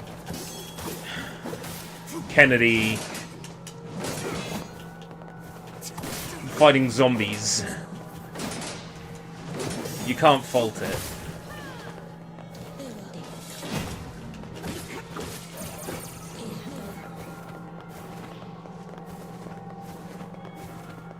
The Wii versions were like on-rail shooters, right? Or am I wrong about that? I can say that I've played at least one DS Call of Duty and it didn't suck. They're the full games. Oh. That's neat. I played one Call of Duty on DS and yeah, it was cool. I mean, it looked like shit. Because it was on the DS. At like that postage stamp screen resolution that the DS is particularly known for. But hey, it ran at 60 frames.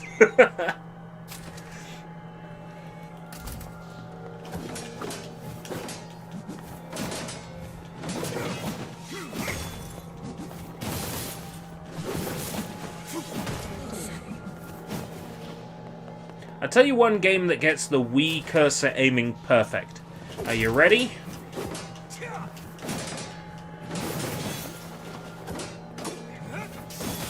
That's right. Resident Evil 4.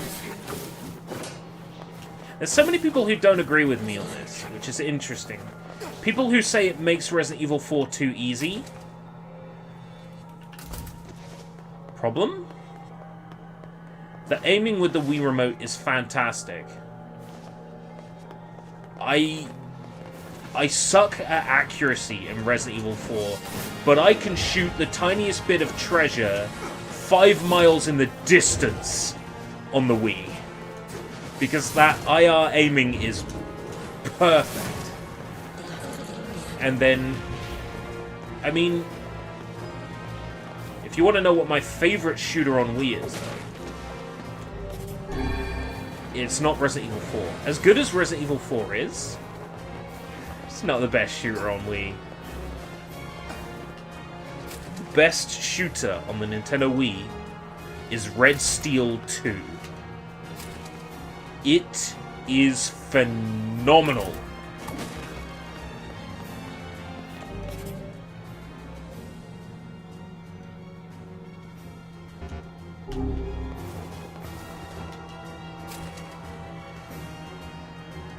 Sort of open world game connected by areas, missions, dialogue, Wild West future punk setting and characters, gorgeous cel-shaded visuals. It knows the limitations of the Wii console and it plays into them. The only thing it's missing is the Tom Salter score, but you know. Tom Salter shoved all his music on CD Baby and still gets people hit with content IDs on YouTube, so fuck Tom Salter.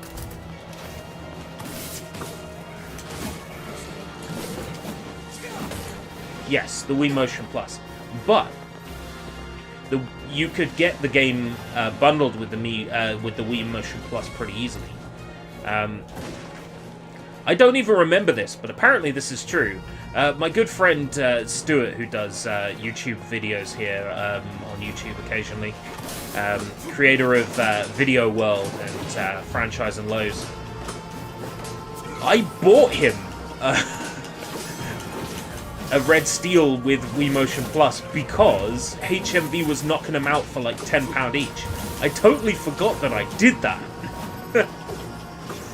But that's because they were so cheap. I just ended up buying them for people.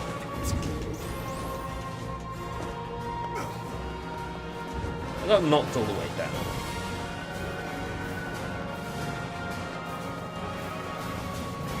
I wasn't aware they did third-party Wii Motion Plus. I assumed Nintendo like had a patent on the technology. Oh, I still get the word though, but I'm missing the item drop. It'll be gone by the time I get there.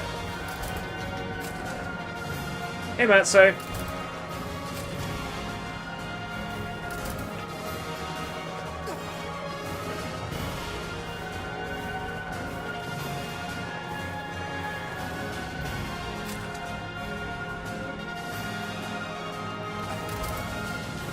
Biogenic.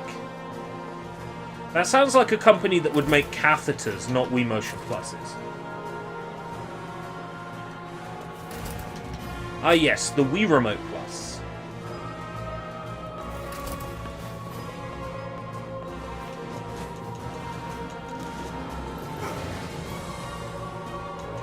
I thought about getting one for emulating, but I've got so many Wii Remotes already. There'd be no point in me, like, shelling out for one just for the sake of emulating. Actually, now you mention it, I feel like I might have seen one of their awful 360 controllers before.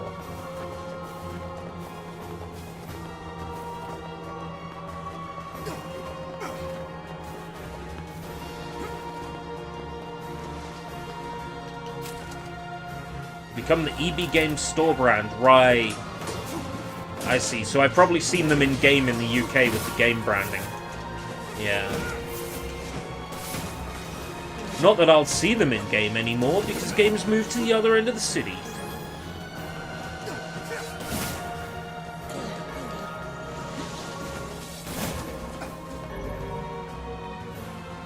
Asherzaken.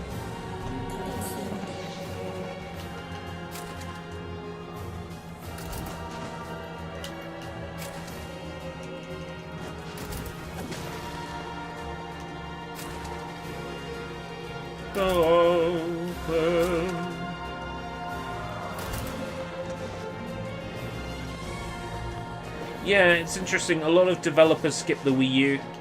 I think because they could see that it wasn't going to do so hot.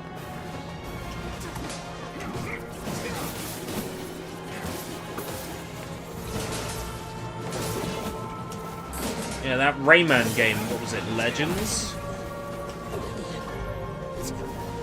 Did so poorly. I think I bought it on Wii U though. And 360. I definitely have it on 360. In my collection. Not even what's in storage.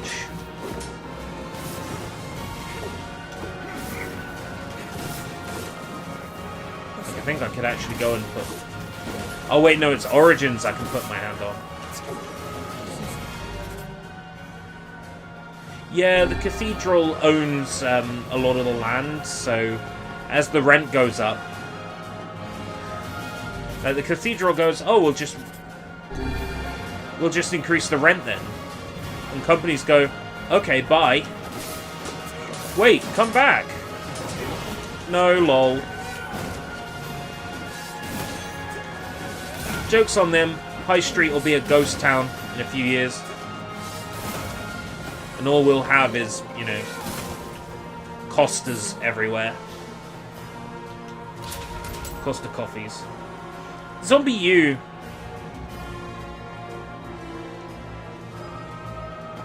Zombie U's an interesting one. I like Zombie.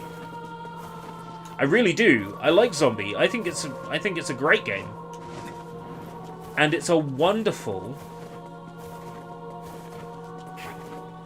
little sort of first-person adventure game. Almost like a roguelike in the sense that you have to go back and pick up your stuff when you die. It's decent. I can't hate it.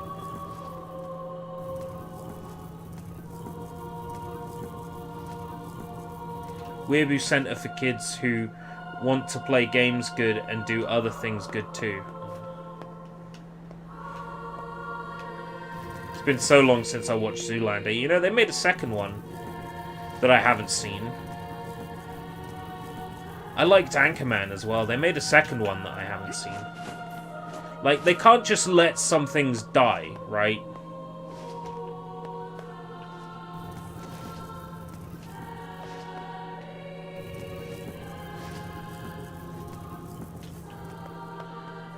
Let me tell you about Anchorman 2. Okay? When that came out, I bought the Blu-ray. Blu-rays are a little bit expensive here in the UK. Like, when a movie comes out on Blu-ray, it's usually about £15 or thereabouts. So I bought it on Blu-ray. It's still sealed. But, you know, Blu-rays don't keep their money unless they're, like, fancy rare films, so... I've got this Anchorman Blu-ray still in its factory seal that's, like... Anchorman on Blu-ray is worth so little now. Do I rip it open and then, like, I don't know, someday soon someone related to the movie, like, passes or something, and I've suddenly got this rare movie in factory seal?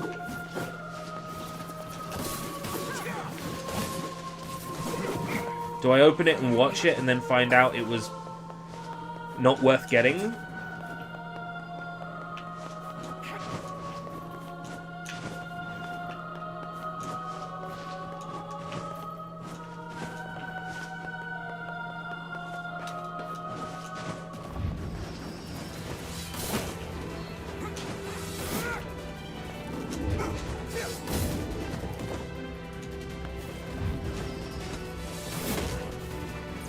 That trailer of Assassin's Creed 3 that Nintendo showed on that Direct once, the frame rate was like half the 360.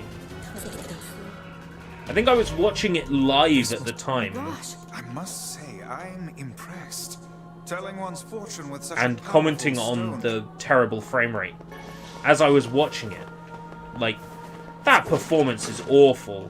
Surely they're going to tune this up, right? I take it they did not. Matzo, I would hate to spoil things for you, but... two things. One, Buster is fine. Two, Jack Black gets his just desserts. Okay?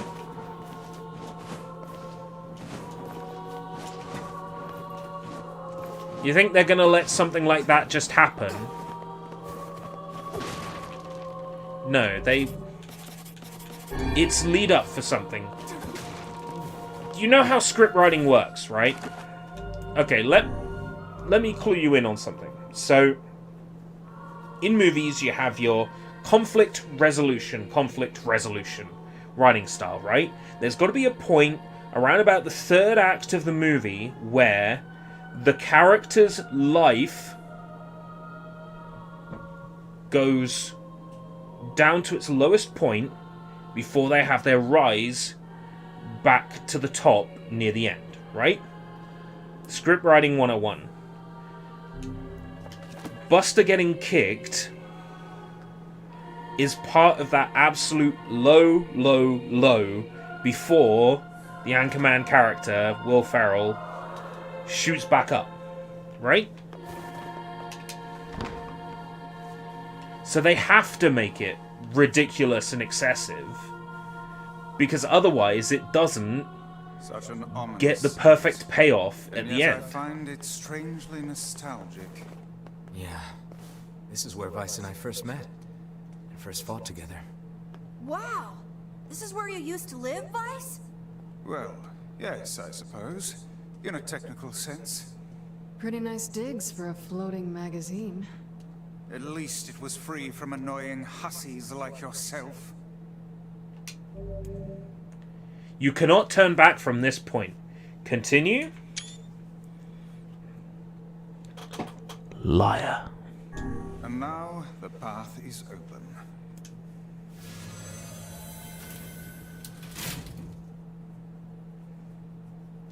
Point of no return, my ass.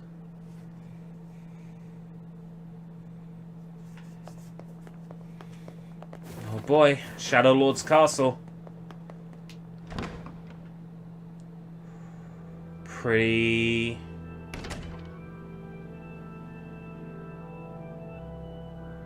God, look at those frame drops. Look at the cutscene camera chugging. Still pretty, though.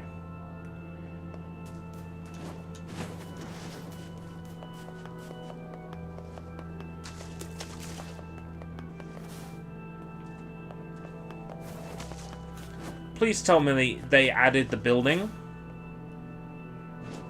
from 13 Nightmares into the backdrop, because that always bugged me. was there's a building in 13 Nightmares that doesn't actually appear in the distance here. Yeah, it still doesn't. Oh. Immersion broken.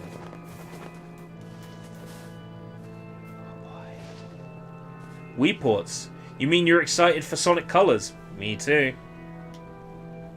To whom does the true voice speak? To whom does the true form show itself? You must answer. To whom does the true voice speak? To whom does the true voice show itself? It can talk! I ask, why did humans disappear from the world? The hell is this? I believe this is some manner of password. Password? Yes. The correct answer should grant us access to the castle. I feel confident I have heard this somewhere before. To whom does the true Oh, voice games speak? that shouldn't be on Wii but actually are. Yeah. To whom does the true form show itself? I ask, why did humans disappear from the world? You must answer. Because of a black disease. I answer, because of a black disease. I ask, how can humans extend their lives? By separating their soul from body. I answer, by separating body from soul. Close enough. I ask, what is the destination of souls? To be placed in their corresponding shells. I answer, they are placed in their corresponding shells. Very well. You are acknowledged as master. You may enter. Well then, it seems the way is open. How are you meant to know that stuff? You're not.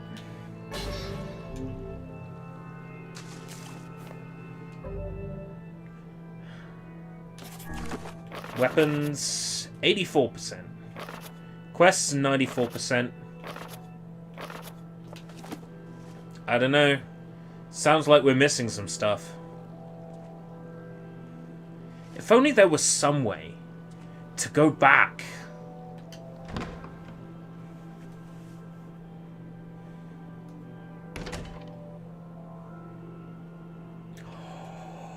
Popola and Deviler?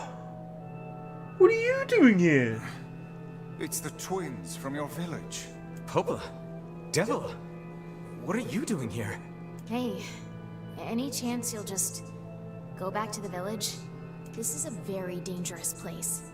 Even if you can find Yona here, you probably can't get her out. How did you get here? Shh. We're asking the questions right now.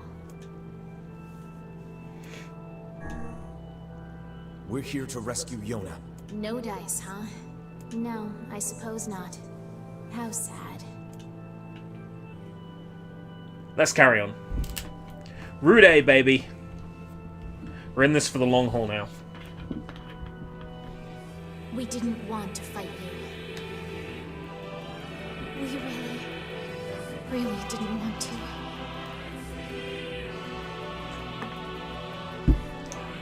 Bullshit.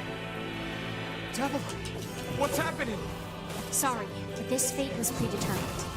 Still, we spoke to truth. We really wanted to avoid this if possible. We were hoping to put it off for 100 years or so. Until the next generation came along. What are you talking about? Are they shades? I don't think so. It's a lie. I don't believe it.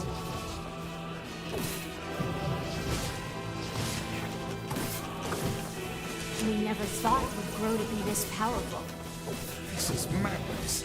Why do you block our path? You have no cause to speak so with us, Grimoire Vice. You are a traitor. A traitor? Now see here. Grimoire Vice is no traitor.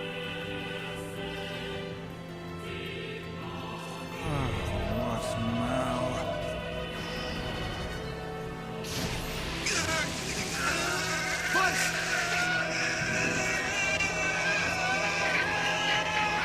Stop stealing my powers. They copied my powers. Oh, shit on a shingle. They can use the sealed verses. Shit on a Of shingle. course we can.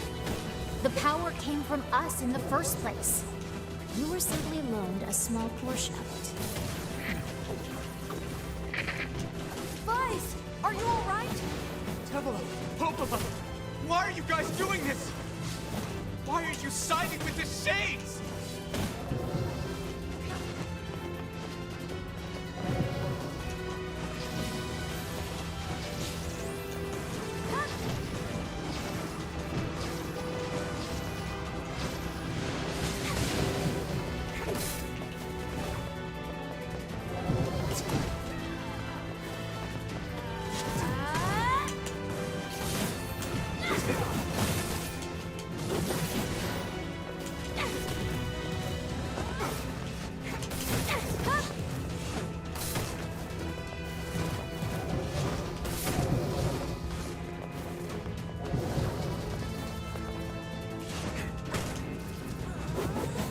Right.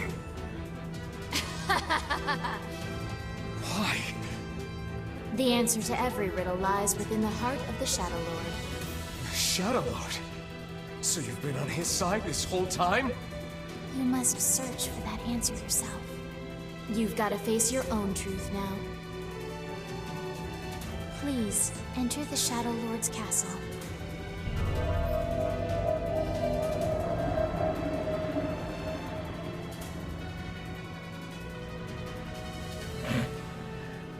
To FC, crank that soldier boy. Wannabe, wow. Definitely. Don't tell Sushi. He'll want to go to cash converters to listen to Wannabe. Through a great deal of...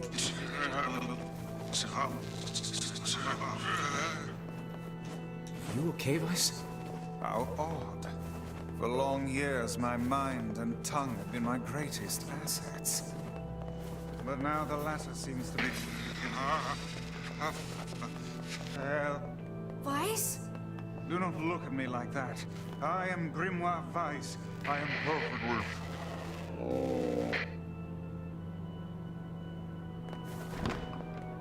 Sure you are, Vice.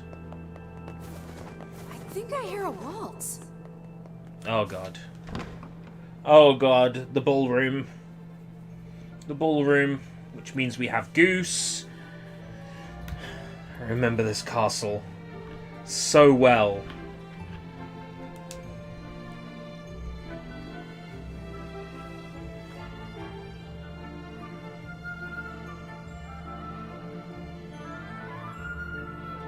It certainly is a grand affair. Bunch of dancing bastards. They're all Shades. And it turned into a ballroom blitz. Ballroom blitz. It's not like I was Ballroom planning to blitz. leave.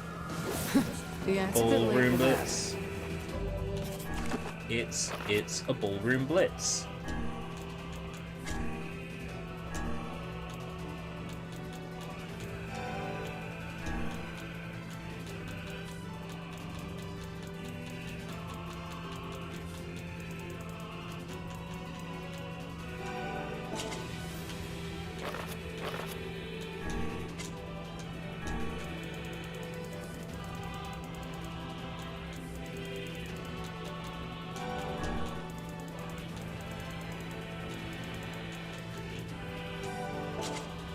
Hodol Ashufara.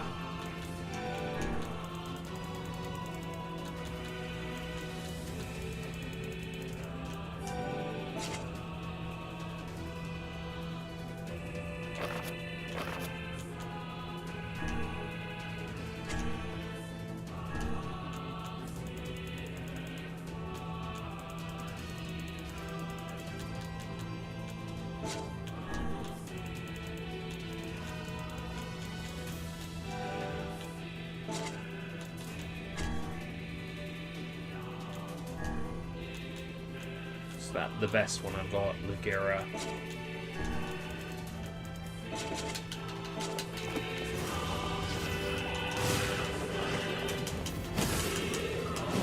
Right, minus 30% armor break.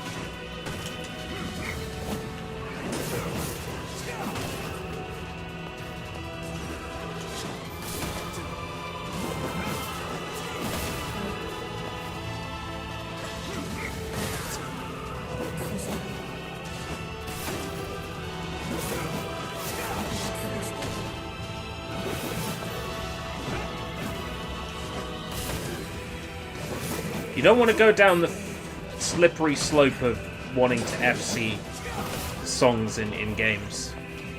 Because it starts as fun, but then when you're going through your song list on Guitar Hero and you haven't got gold stars in certain songs, it just gets so depressing.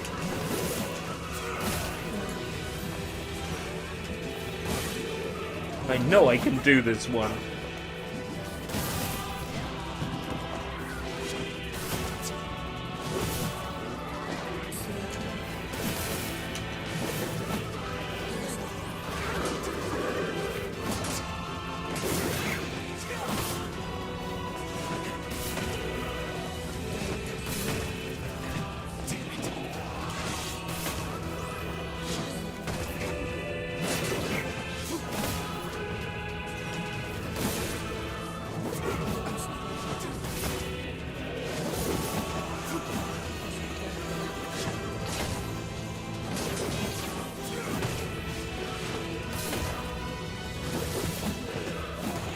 This is giving me an idea. Armor break's good, but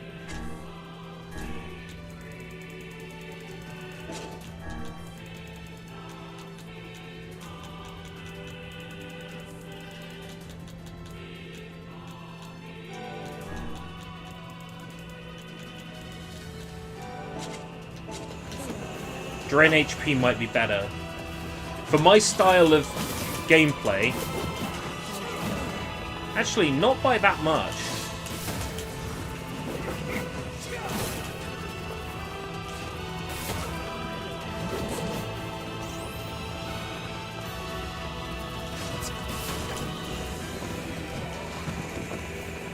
In fact, that's not very effective at all. Right.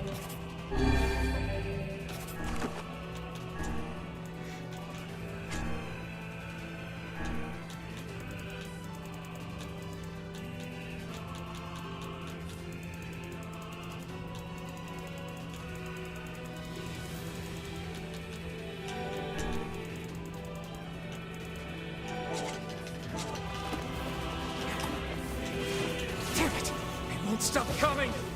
I'll open the next And they don't stop coming, and they don't stop coming, and they don't stop coming. Otzaken! Otzaken!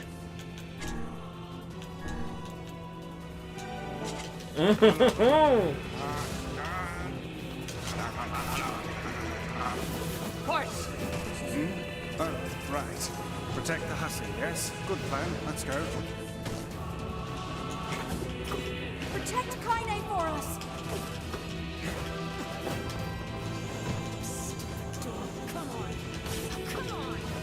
Kaine! Hurry! It's not open yet? Do I look like a goddamn locksmith to you? No, you idiots. What are you doing? Ooh, level 9. Lock doesn't want to open? Fine. I'll just break it down. Stop, you impatient fool. Goddamn no good bullshit bastard! Open the fuck up already! Ugh! Got it. Kaine, look out!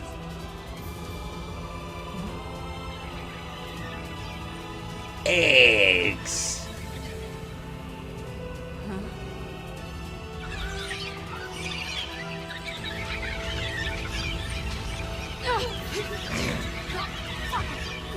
Are they? These things are freaking me out!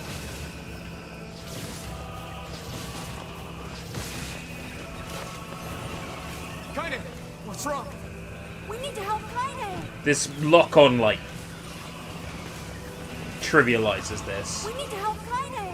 Yes, yes. Game doesn't want you to stand here and kill them forever. You okay? Yeah. Well, we got problems.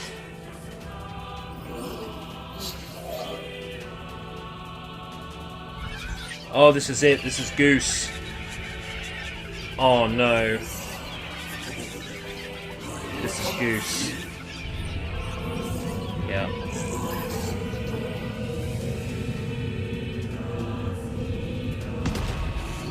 Goose time.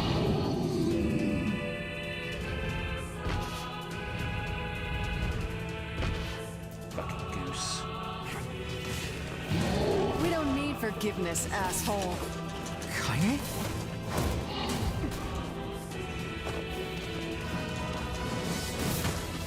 What's Kaine talking about? Was Kaine having a conversation with the Shade?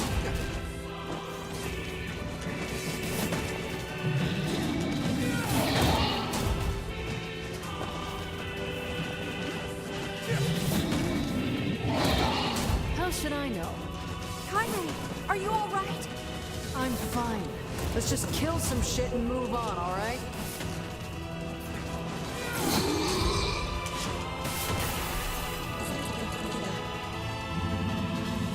Damn shit. Oh dear.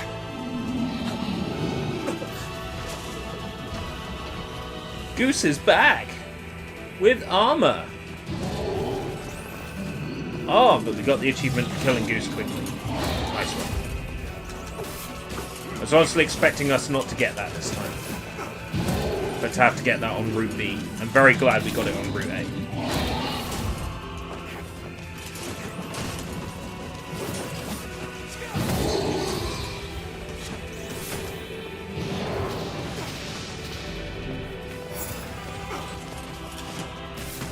Can you even hit this thing?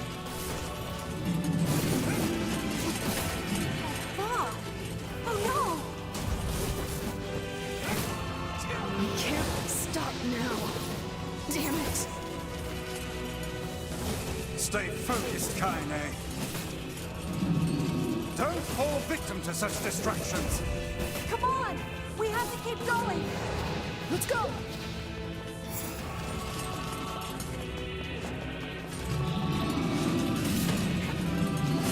The game needs to specifically show me the door though first. This way. Move. Yeah. Oh, it's that door. Right, okay. Is there New Game Plus? Yeah, like 5 of them. There's like 5 New Game Pluses in this game.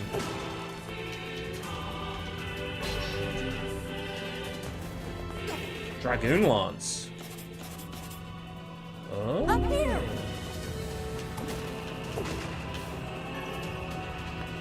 Okay.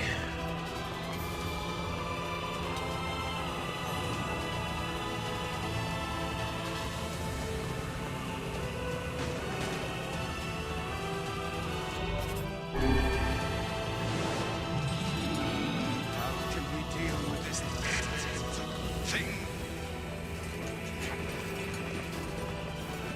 I've done this so many times on 360. I'm just gonna go by muscle memory, and hopefully that's enough. Fuck.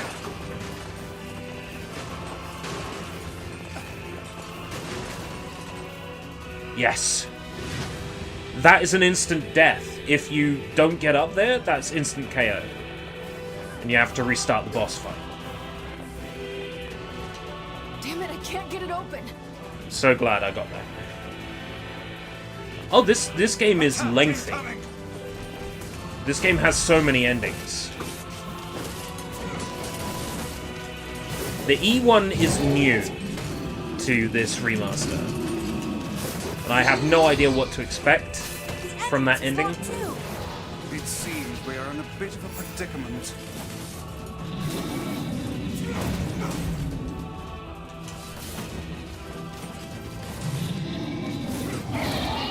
If only someone could come and help us right now. Presumably someone else just as misguided as we are. Hey, Super Game Drive. If you haven't got to the end of Route A yet, there's going to be some major spoilers here. All in, fair warned. How's it going?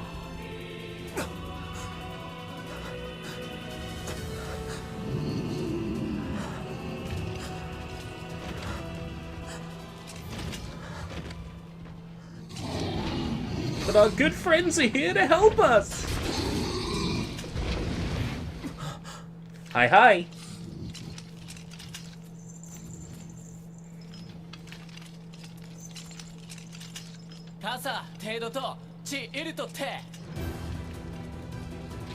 A new patch. Ooh.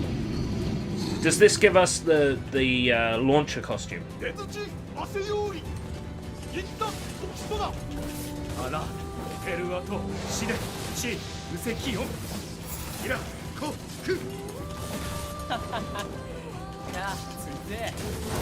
are you doing here?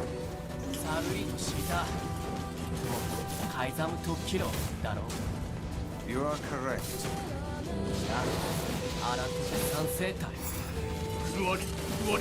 Nope. Some rebalancing and gameplay tweaks. Oh, please tell me I don't have to restart a level for a Balan bout. That is literally all that game needs to go up to an 8 for me. I'll have a look. Thank you for letting me know. Any updates that improve Balan Wonderworld is super cool to me. Hey! Stop! Let me go! Stop it! Damn it! Does it pause the cutscene? No. Made adjustments to movement controls, adjustments made to camera movement, rebalancing difficulty. Address game loading issues, fix game crashing problems, address audio related issues, added gameplay optimizations, general stability and performance improvements, other minor bug fixes. No mention of the Balan bout specifically. It'd be interesting to test that.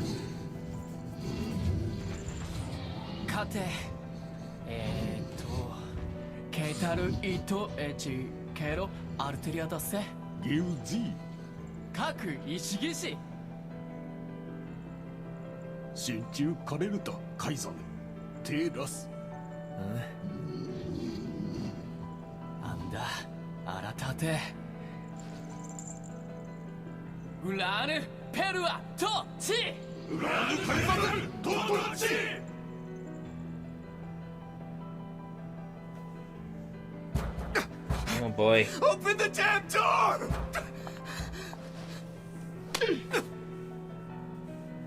Knock it off already. Let's go. Kaine. He's fighting for you. And for Fira. Don't let him die for nothing. Sure thing. Oh, this just builds and builds and builds.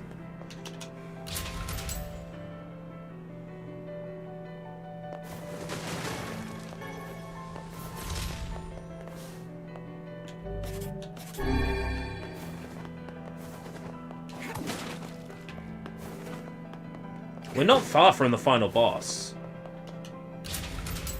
We've got another battle with Popola and Deviler. Then we've got a hallway of shades, and then we're at the final boss of Route A. Oh, exciting!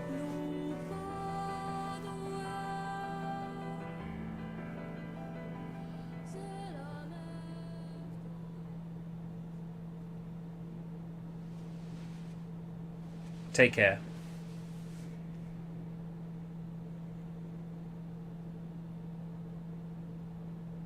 Noisette, right? Deviler. Popola. Noisette? Yeah. Noisette. Oh, look. You made it. We've been waiting for so long. Why are you doing this? It began 1,300 years ago. Humanity, finding itself on the brink of extinction, undertook a last-ditch rescue plan called Project Gestalt.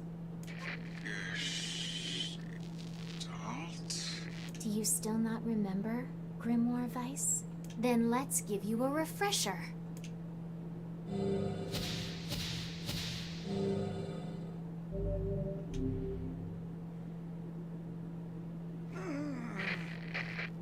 Weiss! My mind.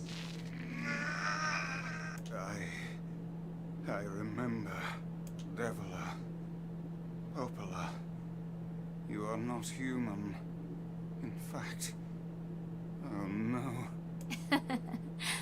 Yeah, sometimes the truth can be a real bitch. You want to finish that thought for him, sister? All of us, every person standing in this room, are mere shells created by the true humans. What are you saying? You still don't get it? You aren't human. So then humans, I mean, the true humans, are extinct? No, they still live on. You know them as shades. Each shade is a twisted remnant of what was once a human being. Crazy, huh?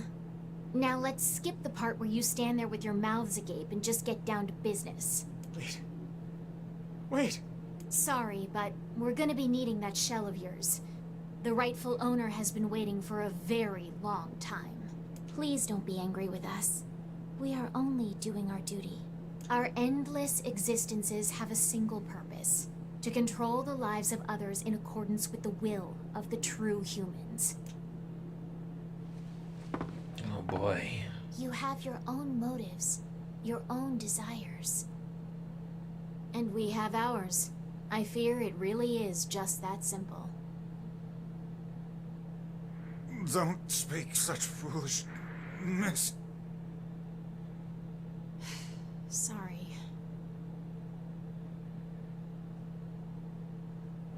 Shall we? So I feel like not a lot of players actually do this.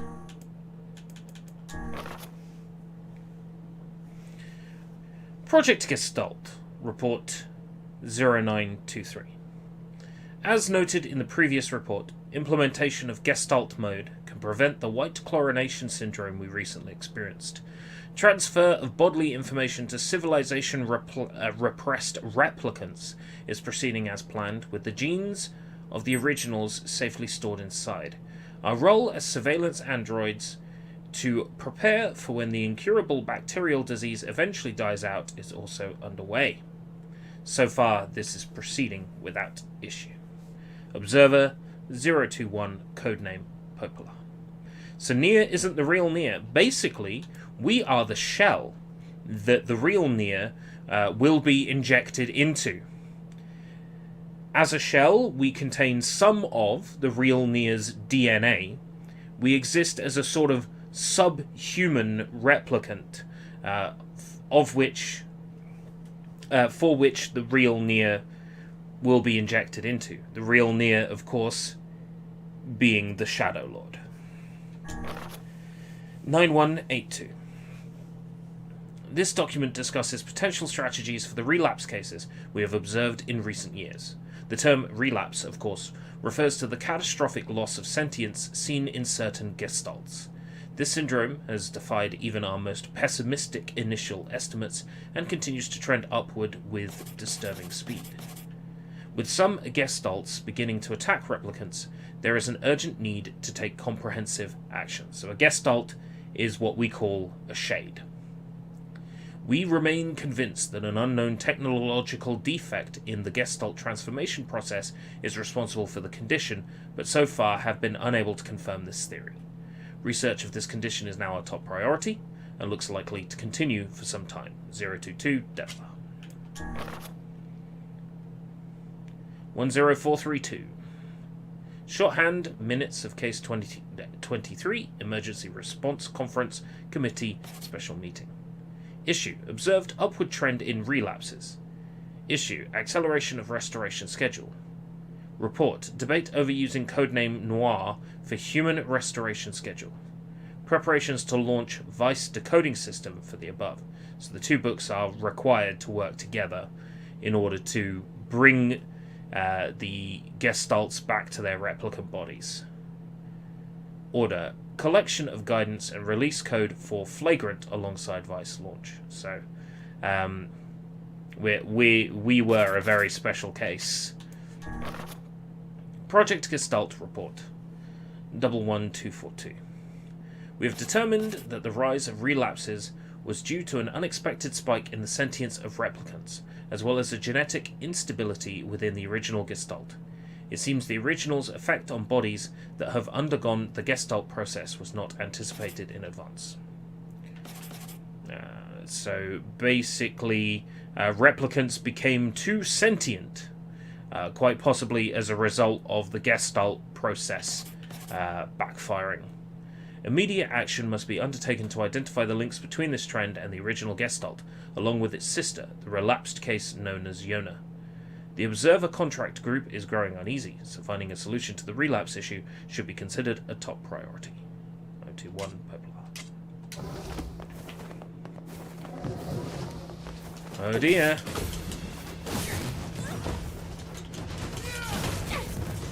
You and us, we're the same. Tools in the hands of a master. No, I'm nothing like you.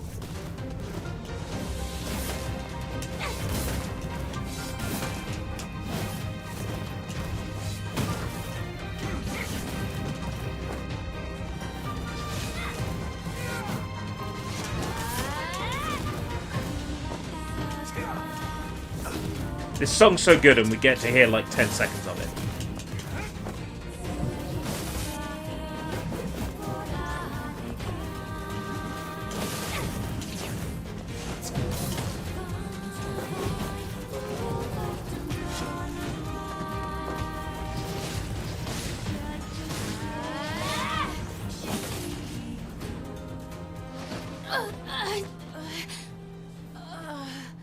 Well, they were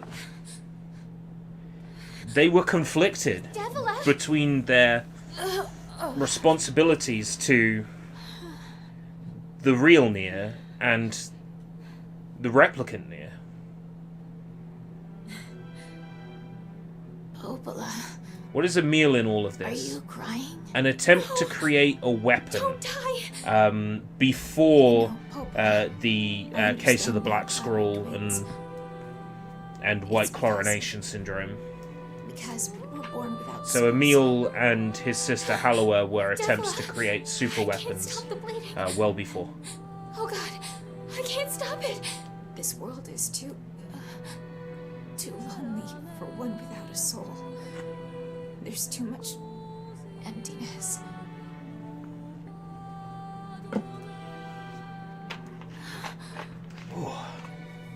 Our souls are missing. And yet somehow our tears still work. It's kind of weird. Sorry, sis. I love you. Devil. It's fine. It's fine. Don't you go. No, I can't be alone. Just leave me with the body.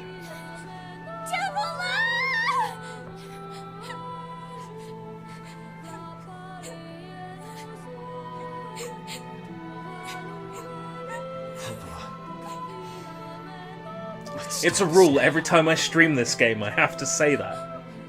Every time I get to this scene, I have to say that. Now you want to stop? There is no stop!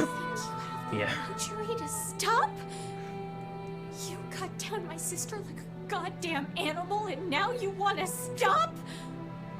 Popola, wait! It doesn't have to. No one stops! It's way too late to stop! No one stops! Oh, so good. Please, don't do this, Popola! You and Devila were like parents to me! Those two have watched the world wither from time immemorial. Who? This is difficult to imagine. I don't want to do this! I don't want to fight her! Stop bitching and start fighting. It's the only way. Oh, fuck.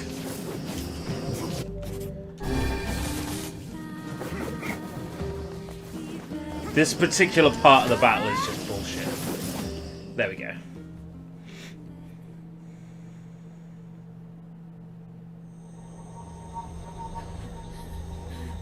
No stopping. No stopping ever.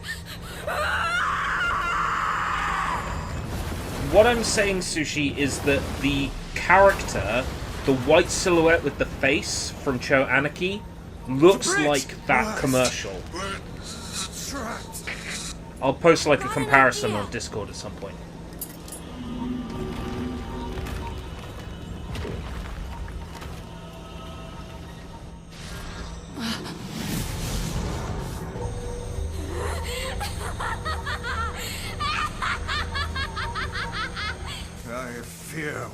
done for. It'll be all right. Emil? When I was young, I hated my eyes. Oh, there's the rooftop. And now that I'm older, I It's hate in the what my FMV. body has become. That's the rooftop from But there's from something 13 else Nightmares. there now. No, wait, Something no, it's like not. There's no basketball pride, court. you know? I mean, without all this, I couldn't have become your friend. Goodbye, my friends. Thank you for everything. It's hilarious. Goodbye, my friends. He's the only one that makes it into Automata. For so Well. long, all I could do was destroy. I was going to correct myself, but that would be a spoiler But for now, Automata. I have a chance to save something. No! Now get going, okay? Emil. Don't worry about me. I'm gonna be fine. There's a sequel! Emil! Emil! Emil! You jackass, get back here! Emil!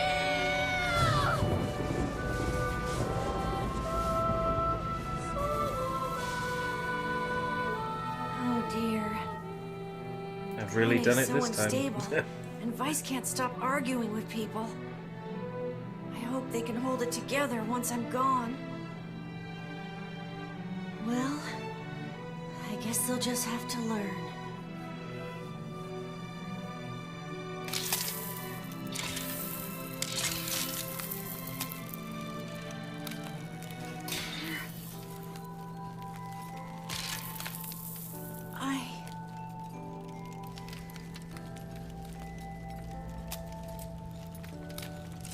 I want to see you again.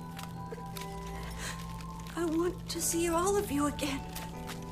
Just one more Yeah, time. it's way more obvious when it's a young male main character what Emil's talking about there. I'm scared. Beating us over the head with it. Die. It's not so obvious when it's the older male character.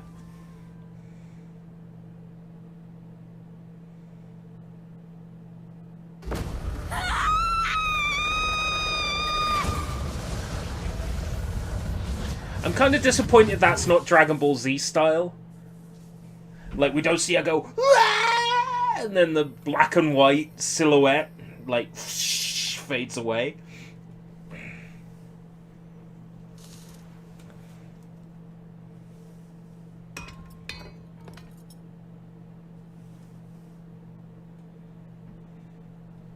Sort of, like a magical nuke. Did it all for the Nuki. What?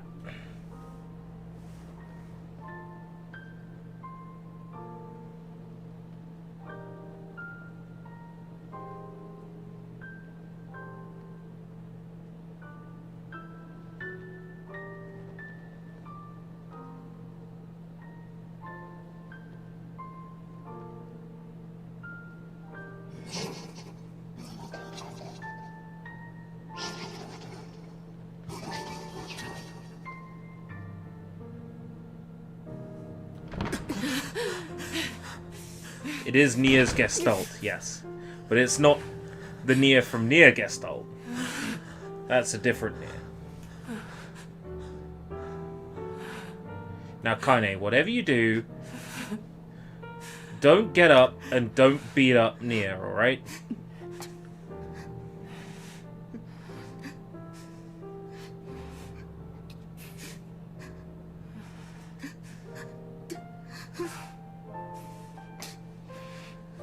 Uh-oh.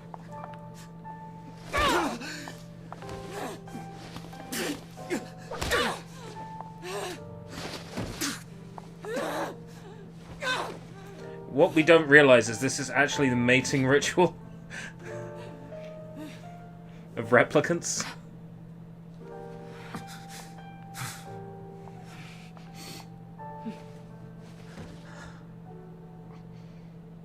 Let's go.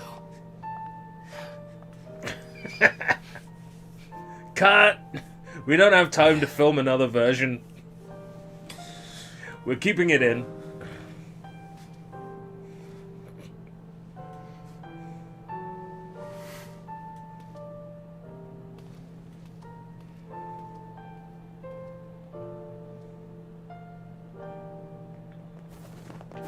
I'm going home.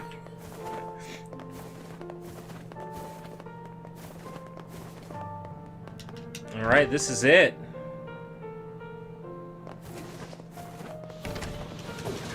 We're about to have the best boss fight in the game, with the best boss fight music in the game. Just a heads up. I'm not fucking about when I say that.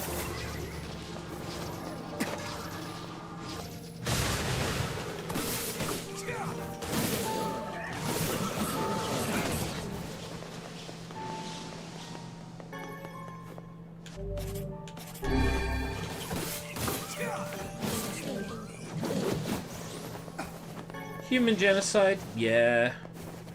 And they can barely fight back, so it's basically the children that we just slice through, the remaining kids.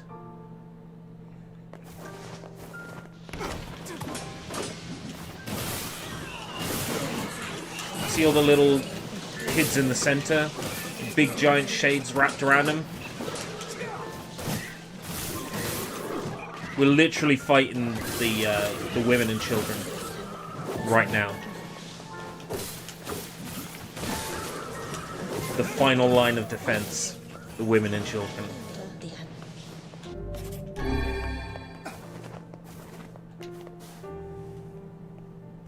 Yep.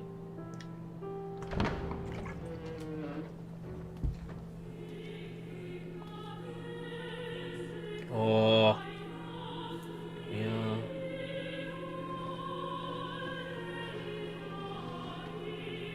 The conference hall.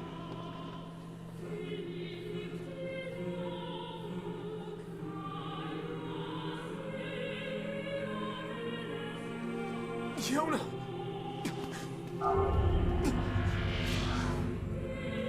Let me guess, one of your mystery eggs was out of the box.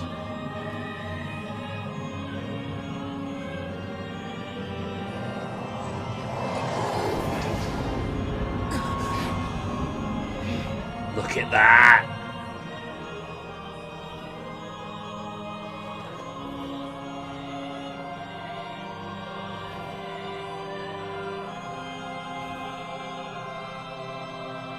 Oh, they gave him a real glow up in this version. This ends here. Strike hard. Hold nothing back.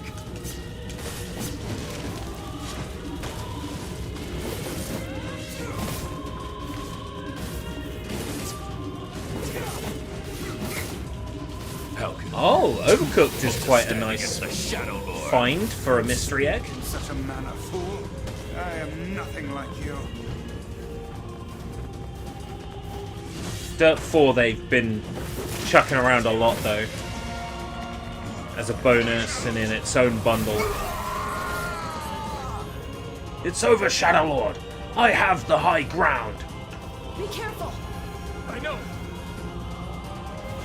Alright, we got rid of his book.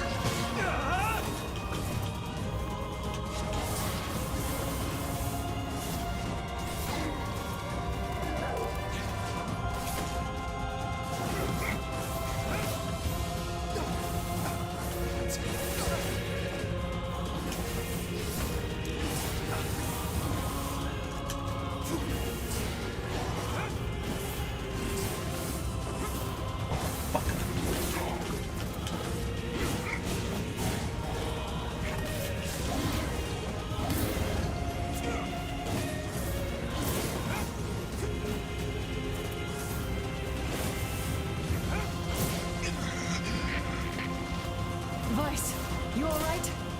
Naturally, I am as fit as a fish.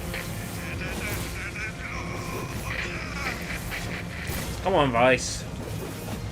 Stop making sense, you rotten book. Or you're gonna be sorry.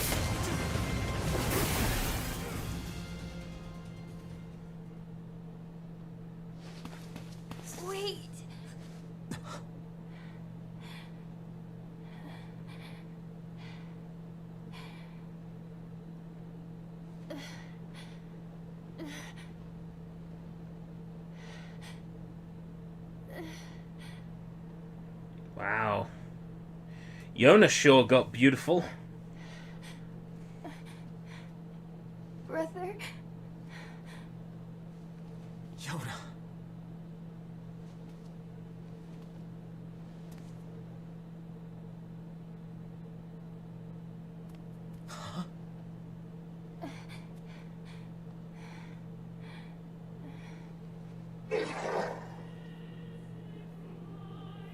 Please, just stop. I don't want to do this anymore. I don't need someone else's body. I don't want it.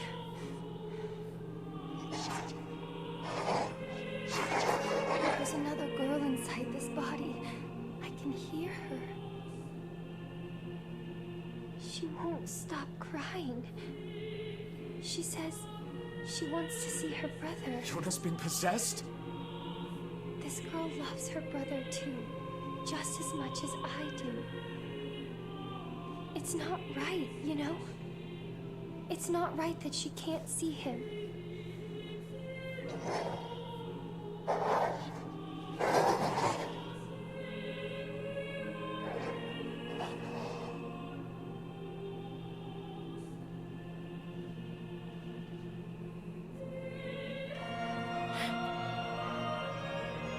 It's you, isn't it?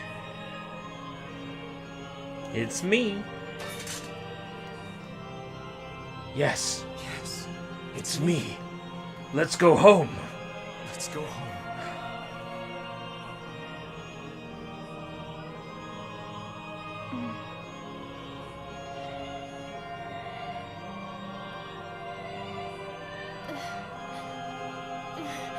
Yona, no! Roar! Roar! Roar!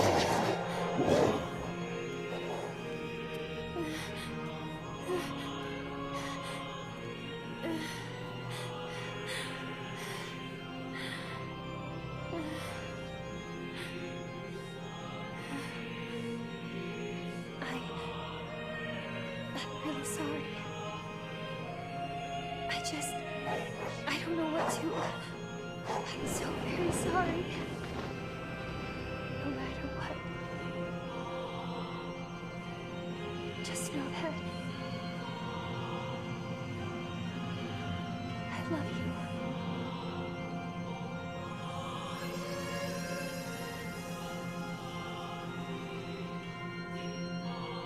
you. Uh-oh. Hurry. The shade that possessed her is gone. The shade that possessed her. It was the real Yona. Shadow Lord is pissed. Shadow Lord is pissed. Oh, he's pissed. You don't understand your sadness. You think I'm gonna sympathize with you? I swore to protect my sister and my friends. If someone puts them in danger, they must stand aside or be cut down. Now come on, let's finish this. I was never any good at dodging this. Ugh.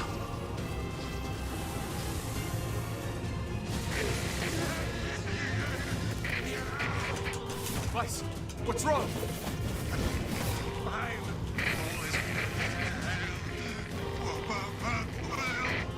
You're freaking me out here, Vice. What are you doing? Come so strike the killing blow.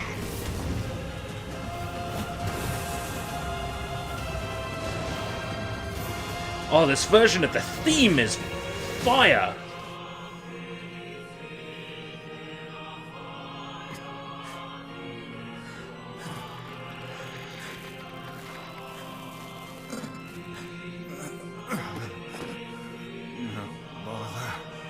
One moment, please. You okay? Fine, just fine. All right, no, I'm not. It seems some headstrong idiot has decided to push me beyond my limits. I should have taken that job as a cookbook when I had the chance. Vice, I'm sorry. I'm sorry. Only joking. I hate cookbooks. But... Let's go. Out of the way. I have one final task to fulfill. Where are you going? Why, to stop him, of course. But after that, it's up to you.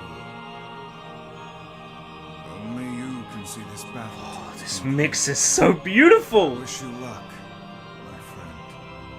You can't. I swore I'd always fight by your side. You are an exceedingly stubborn lad. Dino D-Day is a dinosaur-themed day of defeat. Perhaps that's why I've so enjoyed. Can't remember if it's Source Engine or not. But I fear this is where our journey ends. Vice! Oh, and remember what I told you about using my full name. Well, forget it. I've grown rather fond of Vice. Vice. I knew you'd come around. Don't let it go to your head now.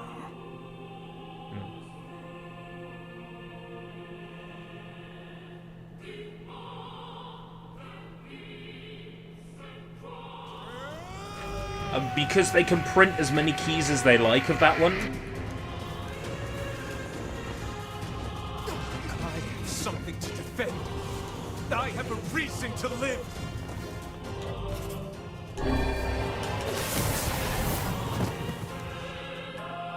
Shut up.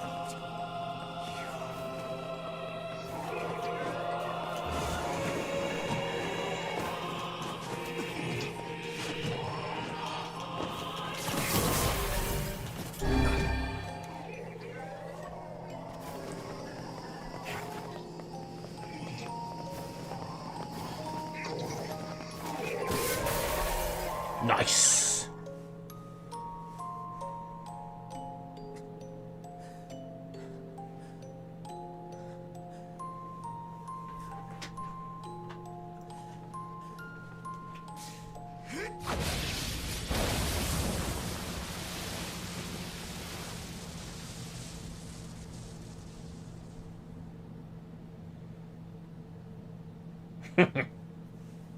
Shades can't use items.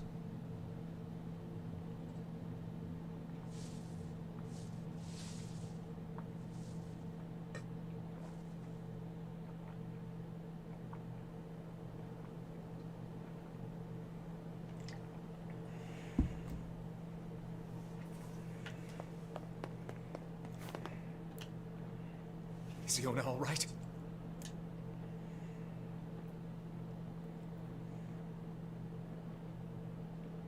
Oh, God, no. Oh, please, the girl is fine.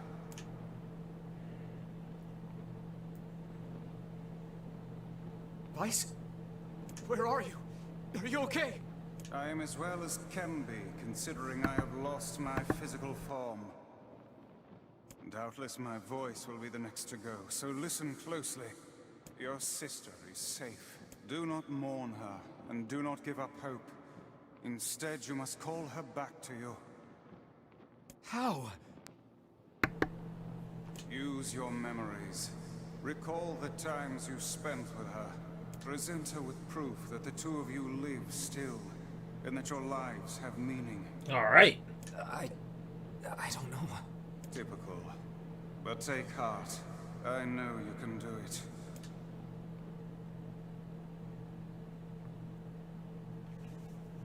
What's my favorite food? Cookies. What's my favorite book? That's my magic storybook. What's my favorite place? Home with you. What's my favorite flower? The lunar tear, of course. Okay, one more question.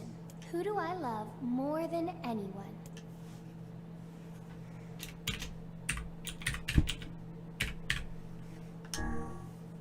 Ah, yeah.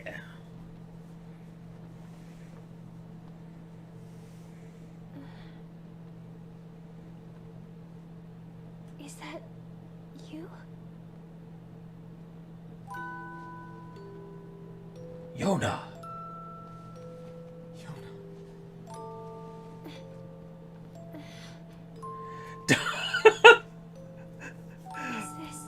Oh, where's that from?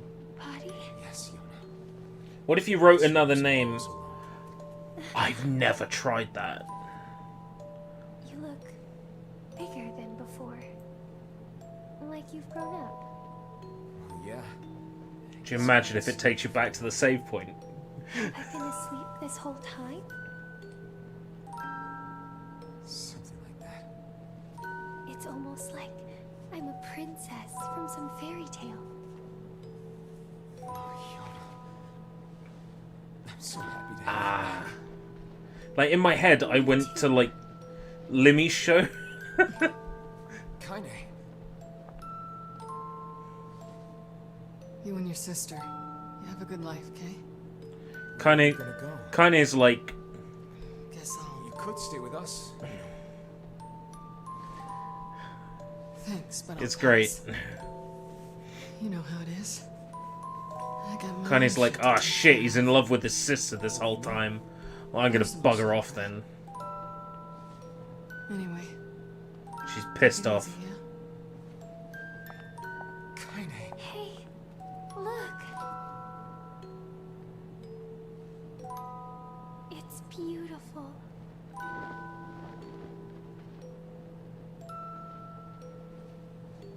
For the longest time, I heard someone telling me how they wanted to see the light.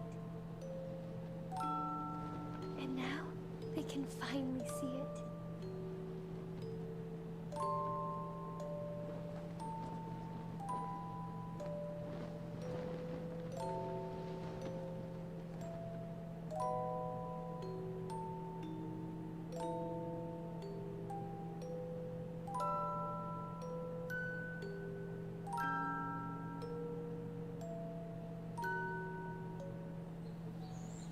You can choose the split.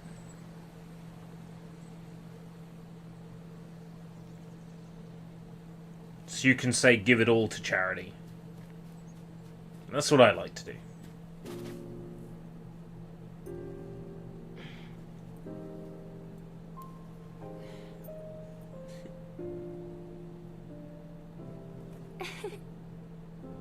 Thank you.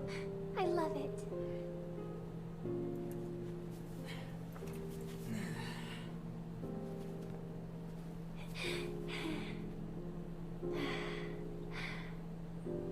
It's so sunny today. Yeah, it sure is.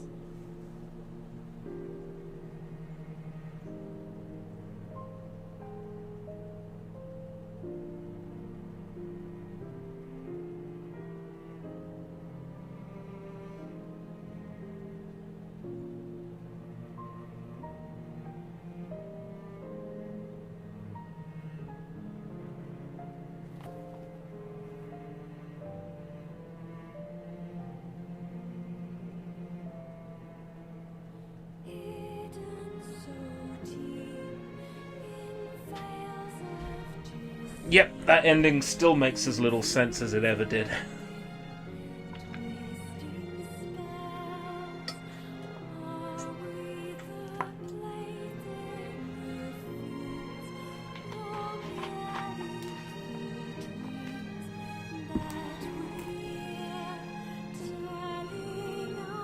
I'm glad they kept the credits alphabetical. Yoko Taro endings never do. Well, ending C and D of this game, like, end in a sense-making way? Sort of. But this one doesn't.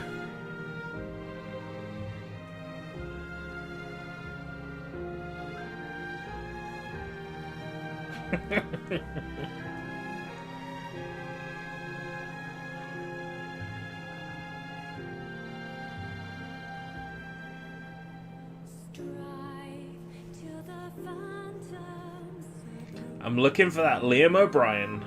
That Liam O'Brien.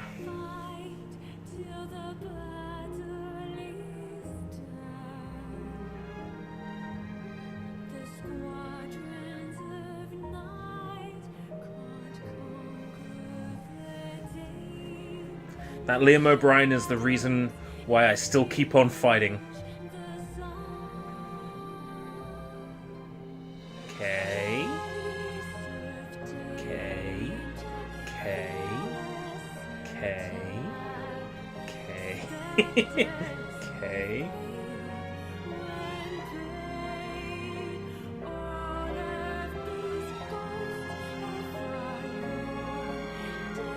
Okay.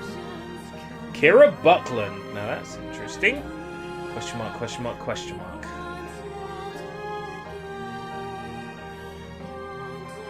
Kyle McCarley. Now that's interesting, isn't it?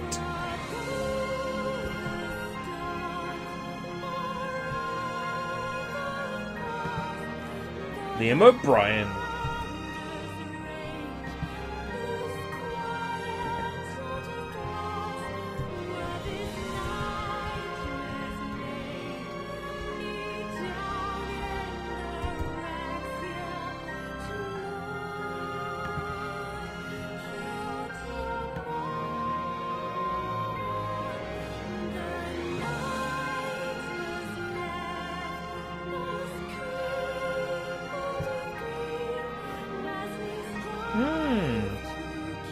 NieR Automata, 9S.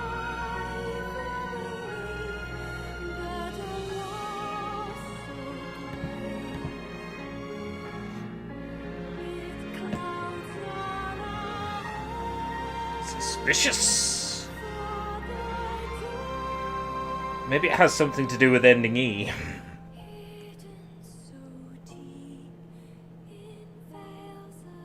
P33. Just doesn't have the same feel as the old dub for P33. BP, make friend with shade. Happy, BP. Very happy. I miss that BP.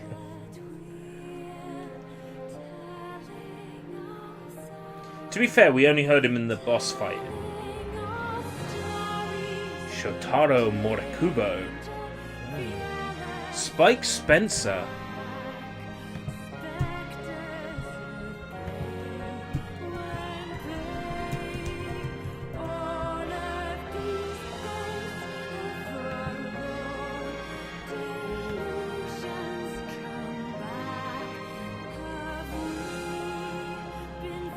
Alright, that's because we haven't met him yet. That's Tyron, yeah. Spoilers. Yeah, that's because we haven't met him yet. They've put that in question marks. But we will. In Route B.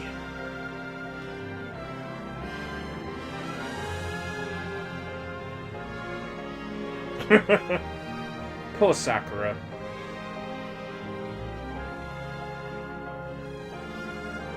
Yuri Lowenthal. Kill them! Kill the robots! Ah!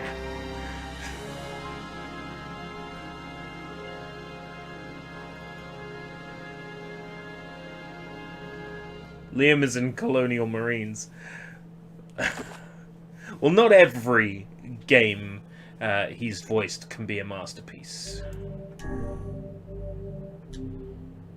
Oh boy!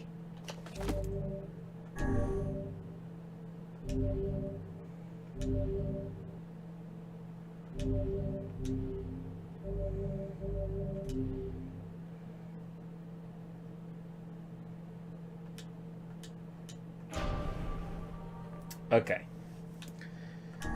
So, ending A seems like a perfect time to, like, fuck with this stuff.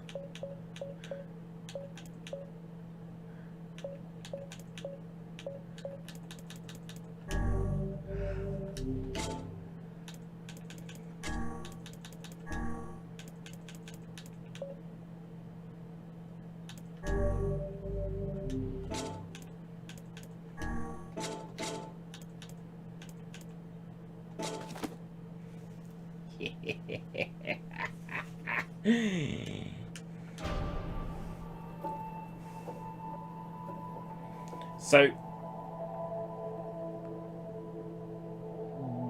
we're gonna do Kane's story tonight. We're gonna do Kaine's story.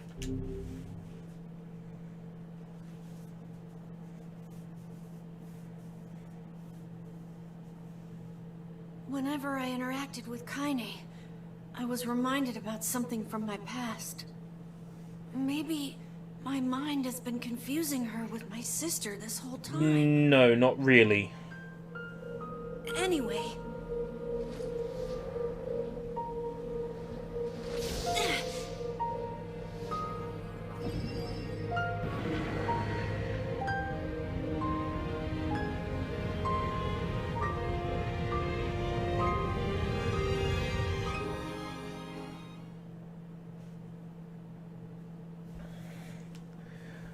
Sort of.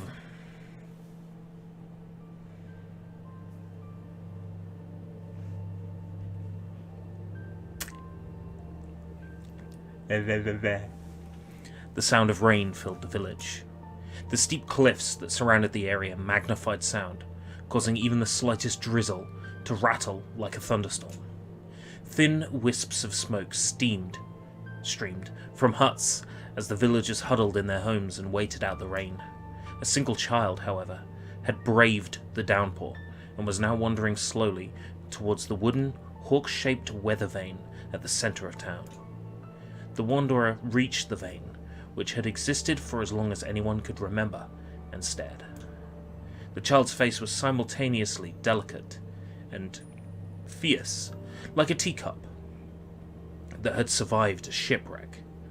Those traits combined with a pale white skin to give the face an almost sexless quality. If the beak turns east, I go home. If it stays west, then The child blinked. Rain slowly dripped down the young one's short hair and began its long descent to the ground. Come on. Come on. The child felt a slight breeze and watched as the vane slowly creaked to life. Spinning this way and that for a moment, it finally settled with the beak pointing firmly toward the east. East? Really? Before the vane could move again, a jagged rock came spinning and tumbling through the air, striking home against the child's head. The force of the blow dropped the child to the ground as a hail of stones began to fall all around. Oh no. They found me.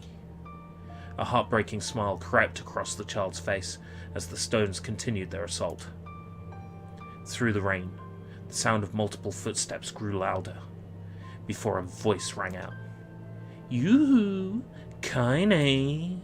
The voice belonged to Demo, the worst of all the bullies in the area. As Kaine struggled to stand, a final stone came skittering through the mud and bounced against her foot. Blood oozed from a cut above her eye and blurred her vision, but she could make out the shapes of Demo and his usual gang of idiots.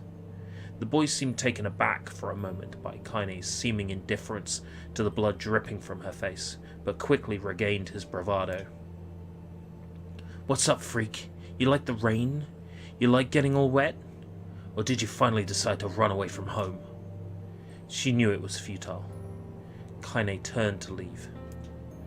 Before she could get more than a few steps, the other children scrambled to surround her, cruelty burning in their eyes.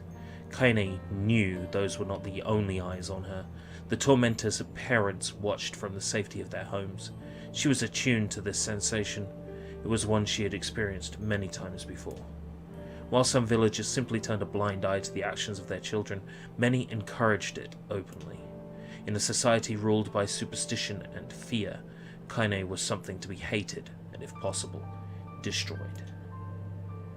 "I didn't say you could leave, freak." Demo's words chewed at her like a worm through an apple. "He can't hurt me," she lied to herself. "Be strong, be brave. He can't hurt me, he can't hurt me, he can't hurt."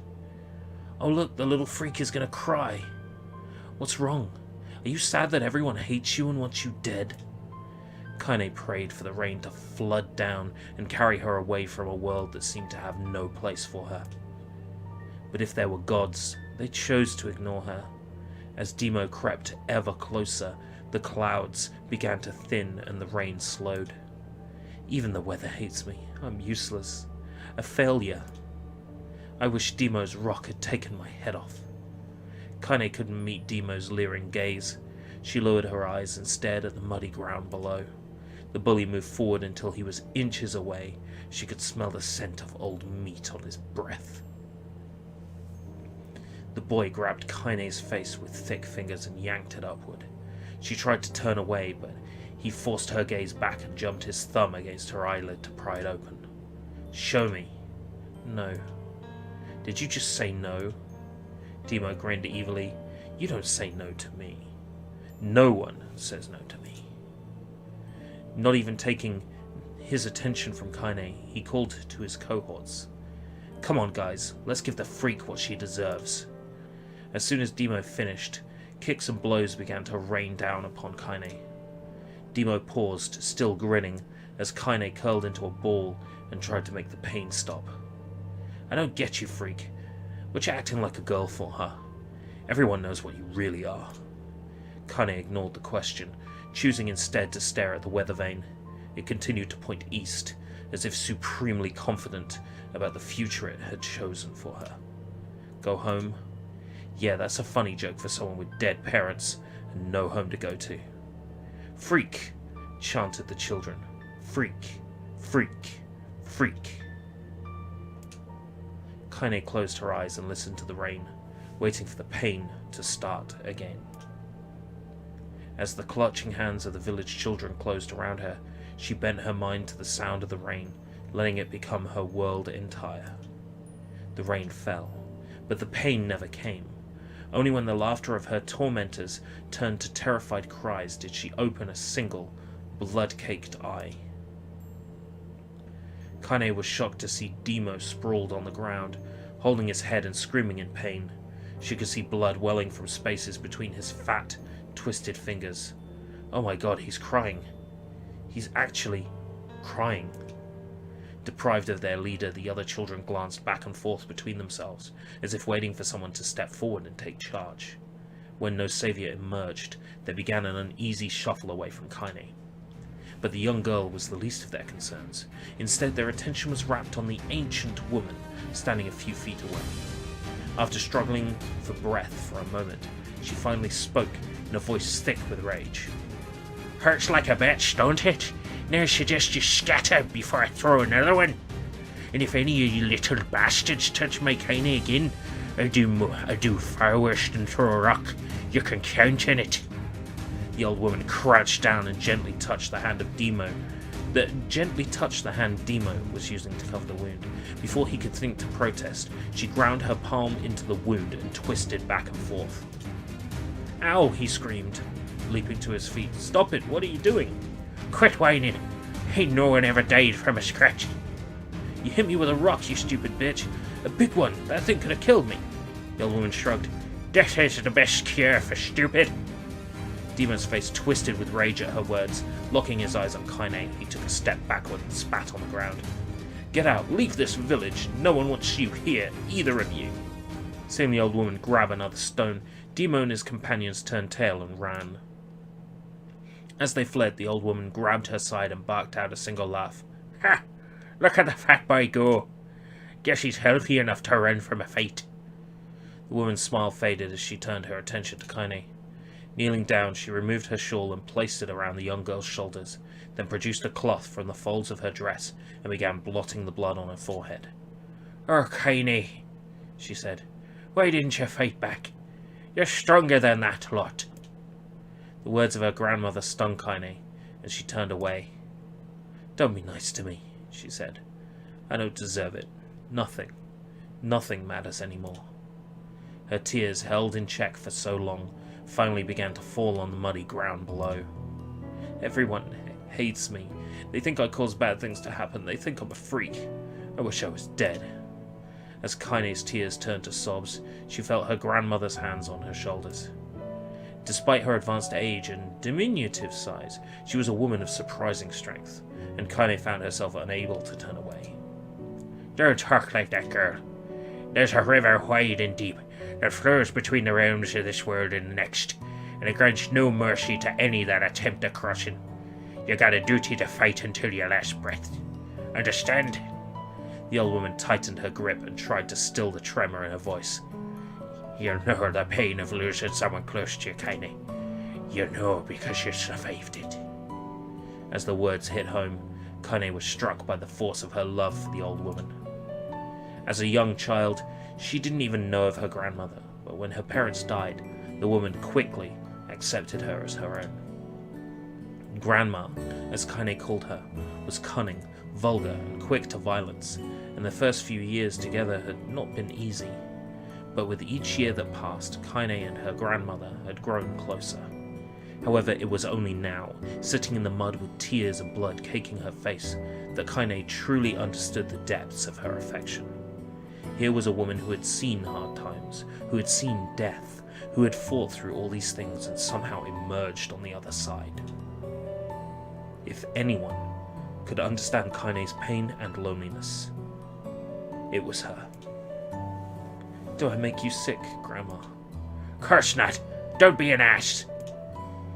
Kaine drew her grandmother's moth-eaten shawl around her body and shuddered. But my body, it's not normal. If it was normal, then Mum and Dad wouldn't... Hush! Interrupted Grandma.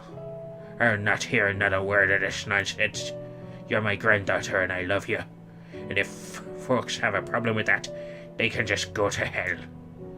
With that, the old woman reached out and placed a wreath of dried flowers in Kaine's hair. The skill it took to bend the flowers without breaking the stems or losing a single petal was remarkable, and the beauty of it made Kaine want to cry all over again. Oh my gosh, these are Lunateas! Grandma, you made this for me? Lunateas were legendary flowers. Most people could live their entire lives without ever seeing one, and yet her grandmother had somehow collected a dozen or more. Kaine reached up and touched the wreath, as if she couldn't believe it was real.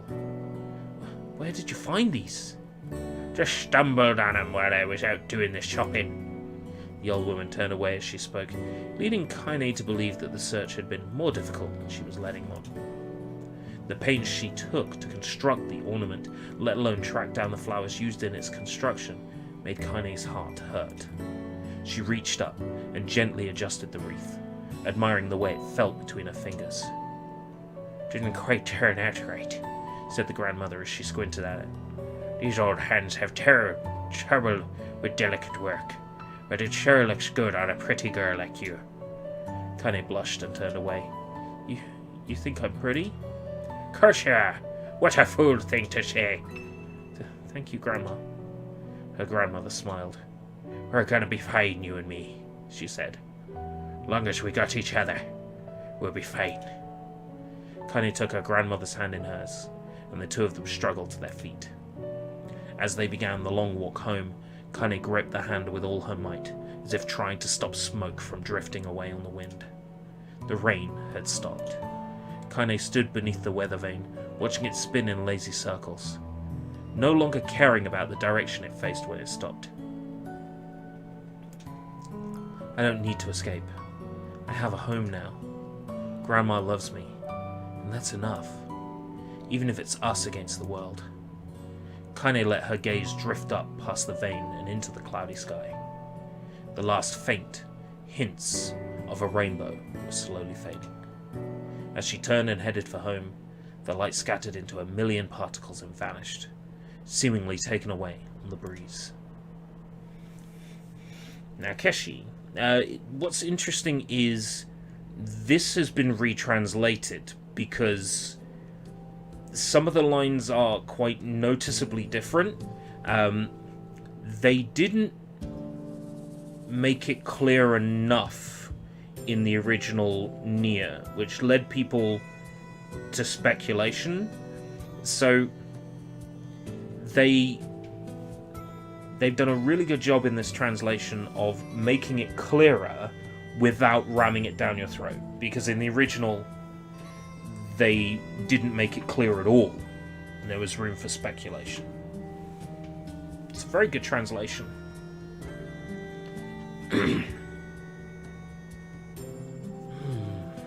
Okay. In the distance, Kaine heard the steady sounds of an axe striking wood. The noise had a purposeful quality to it, as if she was hearing a master woodsman go about his work. The firewood being produced, however, was far from a work of art as they could be, pieces of every shape and size being flung about a barren yard with wild abandon. Anyone trying to stack such wood would probably die of frustration before the job was through. Stupid piece of shit axe! Kaine's grandmother flailed away with the axe, filling the air with both splinters of wood and words that would make even the most hardened sailor blush. Oh, you know what? That might have been unintentional, but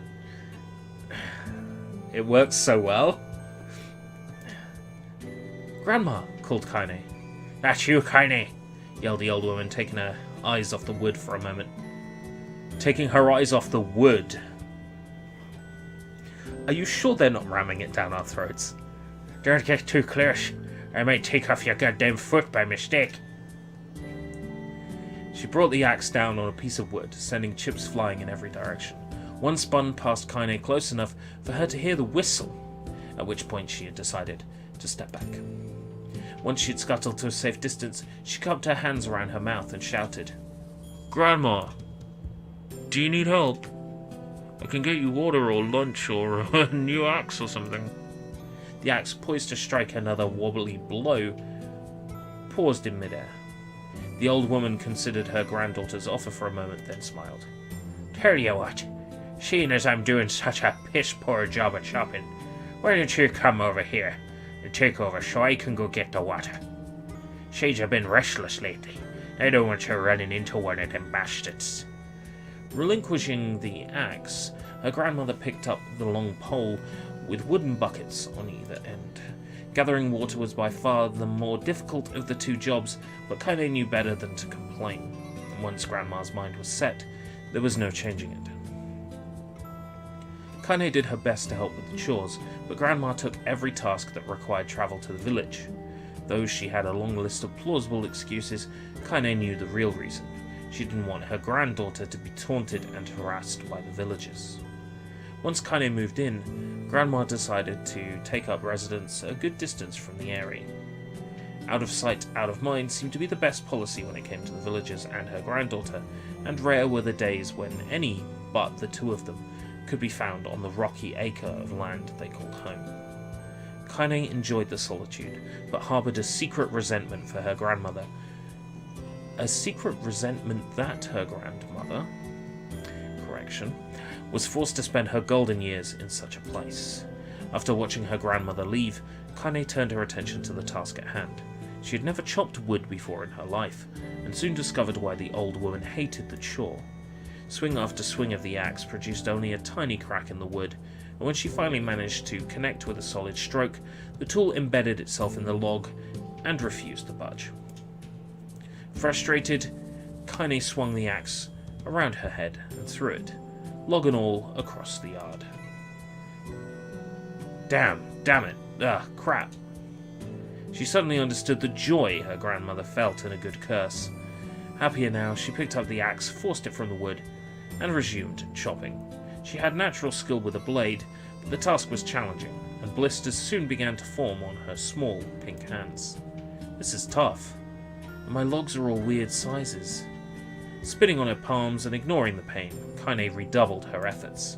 Just as she was developing a rhythm, Grandma returned from the village. Setting down her buckets with a small sigh, she took one look at the logs and coughed out a wheezy laugh. "Pretty clumsy girl. You better practice if it..." Her grandmother suddenly collapsed to her knees, causing one of the buckets to wobble precariously. Eyes wide, Kaine dropped the axe and ran to her grandmother's side. "Grandma!" The old woman shook her head and pointed a trembling finger at the bucket. "Get the bucket! Can't let it spill!" Kaine steadied the bucket with a foot as she knelt by her grandmother. A small bit of water sloshed over the side and made a new home in the hem of her dress, but Kaine didn't notice. Grandma, what's happening?" Crazed with panic, she grabbed her grandmother by the shoulders and shook. Whenever it's an old woman character, I try to do the Mrs. Brown voice. It never works, but... After a moment, the woman lifted her arms and batted Kaine away. "Stop that! Just stop!" she cried, breathing heavily. "It ain't like I'm dying. Just tired from the trip is all. Kaine desperately wanted to believe her, but one look at the woman's shaking hands and worn face told him more than words ever could. Her grandmother had lived a long, hard life, and it seemed the bill was finally coming due. The time when her grandmother watched over Kaine was ending. Sooner than either of them had feared, the positions would be reversed. The next morning, Kaine came to the side of her grandmother's bed and took her wrinkled hand. "Grandma, you're sick, and you need medicine. I'm going to the village." The old woman shook her head and tried to rise, but Kaine gently pushed her down. "It's all right," she said. "I'll be fine." The grandmother fixed her a gaze that could melt steel. After what seemed like an eternity, she finally lowered her eyes and sighed. "Well, I don't like you, goddammit. But I guess I should quit being so stubborn and let you grow up." The old woman watched as Kaine strapped on her boots and made her way down the road to the village. Hours later, as an unseen sun made its way across a dark and rainy sky, she was still watching. Kaine moved at a brisk pace, checking her pockets every few minutes to make sure the money her grandmother gave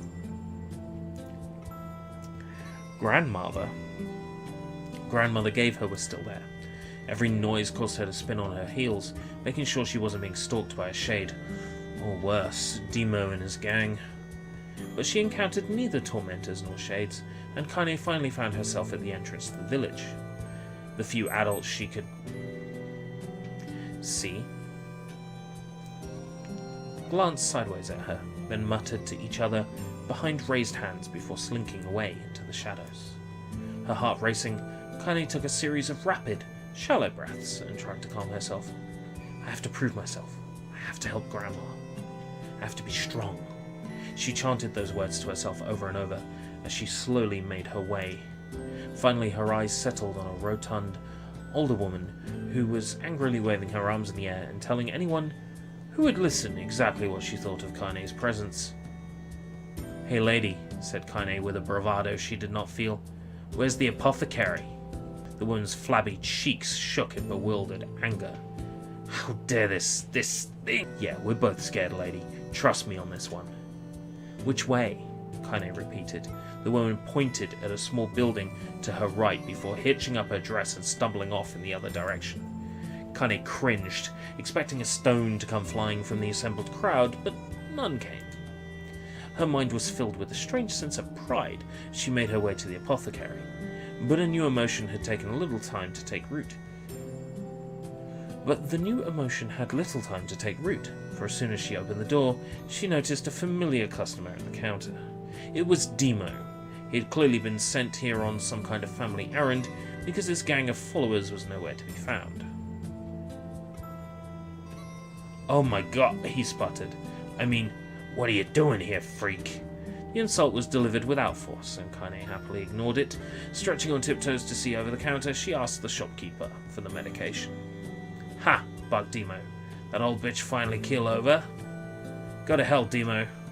The boy's eyes grew so wide they seemed ready to fall out of his head, but before he could let fly a comeback, or worse, a punch, the apothecary told them to knock it off before he kicked them out of the store.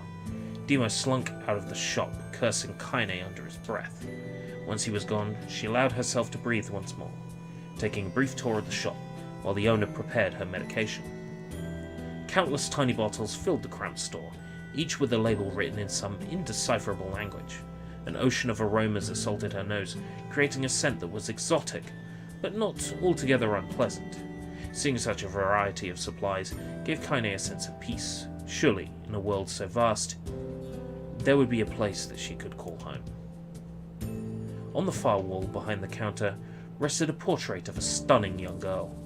The picture had once contained bright, vibrant colours, but time had worked its cruel magic, and they were beginning to fade. The beauty of the work, however, remained undiminished. "You like that picture?" Kaine turned to find the apothecary with a small vial of medicine in his hand. His eyes were gentle but sad, and they seemed to stare through her into nothing as he spoke. "That's my daughter. I sketched it when she was just a little girl. She's been dead a long time now." Kaine didn't know how to respond. She just stared at the portrait and tried to come up with the right words. Pictures are wonderful things, continued the shopkeeper. They let the ones closest to you live on forever. He shook his head slightly, then looked down at Kaine and smiled. Handing her the medicine, he reached into his sizable green apron and produced a handful of old wax crayons. You should have these. There's no one left that I wish to draw. Kaine took an instinctive step back, causing the shopkeeper's face to darken. Yes, I've heard the rumors about you, he said. It's a small village and word travels quickly. Between you and me, I'm not sure which of them to believe, but I also don't think they matter much. I know your grandmother, Kali, and I think the way she was driven out of this town is just deplorable. Grandma's name is Kali? Thought Kaine suddenly. She was still mulling over this new fact in her mind as she reached out and gently took the crayons from the apothecary's hands. Your grandmother is an old friend of mine, he said as Kaine scooted away yet again, and I owe her much. I wager she would like it if you drew a picture of her. Yes, I think she would like that very much. Kaine murmured a quiet agreement, but inside her heart was bursting. Never before had a villager treated her with anything but complete contempt. It was a tiny, almost imperceptible step, but it was a step nonetheless. And with enough tiny steps, she might one day discover the rest of the world. When Kaine returned home, she found her grandmother asleep in bed. Her feet were blackened and raw, even bleeding a bit in places, leading Kaine to think that she had been pacing around the room until exhaustion finally caught up with her. She placed the medicine by her grandmother's pillow and turned to leave, but found the old woman's hand clasped around her arm. Back already, are you? Asked the grandmother with a yawn. Come here. Let me have a look at you. Grandma sat up and examined Kaine from head to toe. Finally satisfied that nothing terrible had befallen her grandchild, she leaned back and allowed herself to relax. Well, how was it? Those bastards give you any trouble? It was kind of fun, said Kaine with a small smile. No, seriously, it was. Fun, eh? Asked her grandmother in a voice which implied she believed anything but. So, anytime you need me to run an errand, just let me know. As she spoke, Kaine removed the crayons from her pocket. After a brief explanation of their source, she informed her grandmother that she was going to sketch a portrait. A portrait of me? Ridiculous.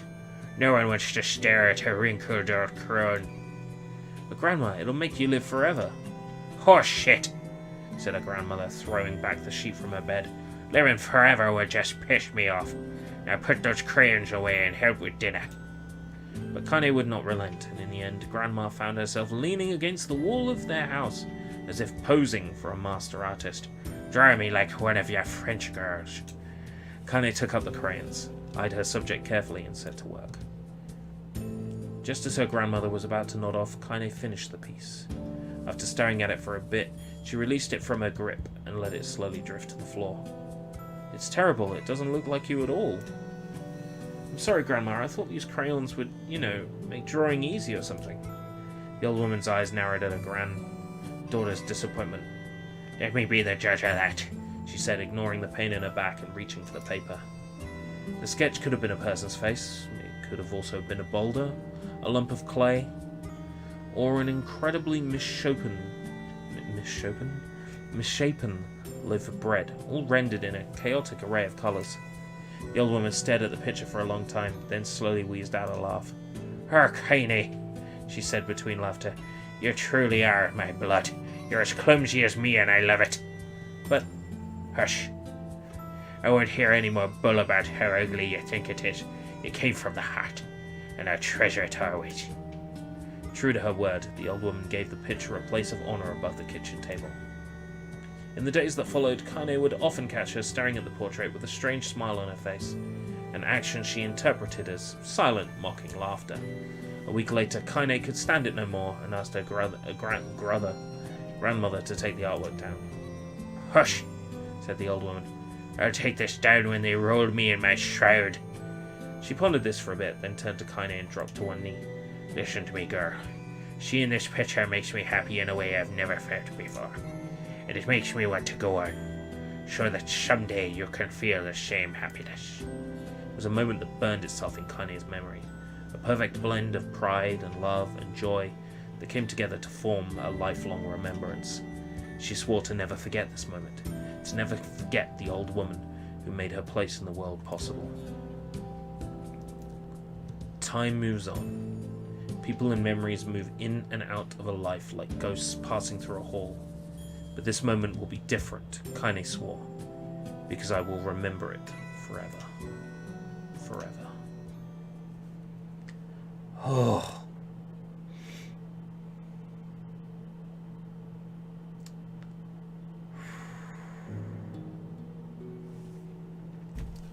One minute.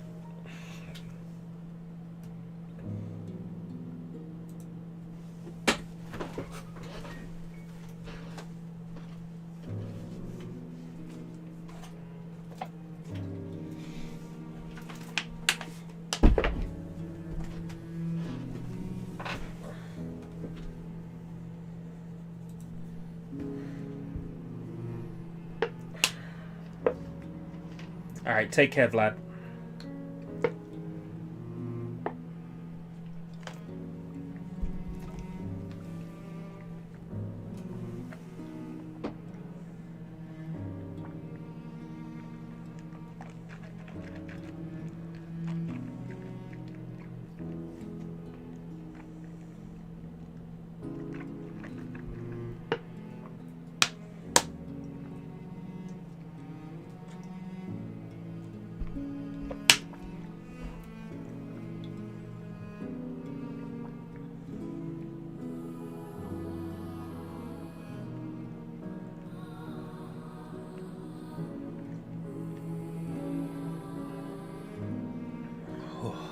Okay.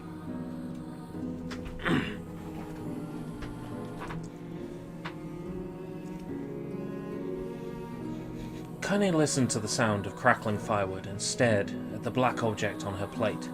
She'd been pushing it around the wooden disc for a good 10 minutes, ignoring the bemused stare of her grandmother. Not active window. Finally, she summoned her courage and gave the object a brief sniff. A sharp, bitter scent flew up her nostrils and made its home there, causing her face to twist with disgust. Grandma, I can't believe you want me to eat a bug. The old woman threw some more wood under the cooking pot and snorted. It's no bug, you fool girl. It's a berry. Why the hell would I be feeding you bugs? Yeah, well it sure looks like a bug, said Kaine. I think it's burnt or something, because it smells terrible. With that, Kaine held her nose and threw the berry in her mouth, chewing as little as possible. Oh yeah, that's terrible, alright. Why, you little brat, laughed the old woman. Look at the sass on you. You've been spending too much time with me, and that's a fact. 5 years had passed since the moment when Kaine's canned mother, that's what I was going to say, Kaine's grandmother saved her from the bullies.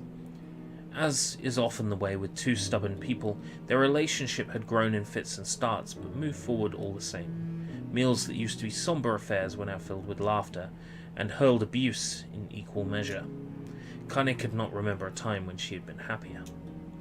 As the years went by, Kaine started to shoulder more and more of the daily responsibilities. Her grandmother's legs grew weaker by the day, and she could no longer do many of the chores she used to take for granted.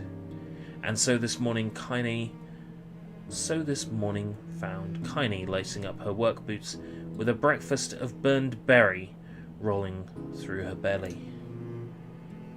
Where are you going today? Asked Grandma suddenly. Kaine looked up, surprised. The old woman rarely asked for specifics anymore. Well, I was going to check out the kelma trees and see if they were ripe. I thought we could make some jam or something. Oh, and I'm going to pick up some flagstones. So I need to take the wheelbarrow. Spoonerisms. You've missed it. You've hissed a mystery lesson and tasted a whole worm. Wasted a whole turn. Oh god. Flagstones, what in the hell for? Connie stared at her grandmother, then held out an arm and swept it around their home. Constructed mostly of cloth, rope, and rubble, the old place sagged like a boxer in the final round. Or my boxers on the washing line. Grandma, a dying cat could chew through this house. I'm gonna build a stone wall so we have some protection. The old woman laughed, exposing her toothless grin to the world. God damn it, girl. You're a bunch of thieves want to ransack this old place. Let them come. We got nothing worth stealing anyway. I'm not worried about the thieves, I'm worried about shades. People saw one west of the village yesterday. The old woman tilted her head and stared at her granddaughter. Well, shit, I don't know why you have to do it today. We can worry about it some other. Grandma, no. If I don't go to the Kelma trees, we won't eat tonight. You know that. Hey, wizard. A confused expression passed across the woman's...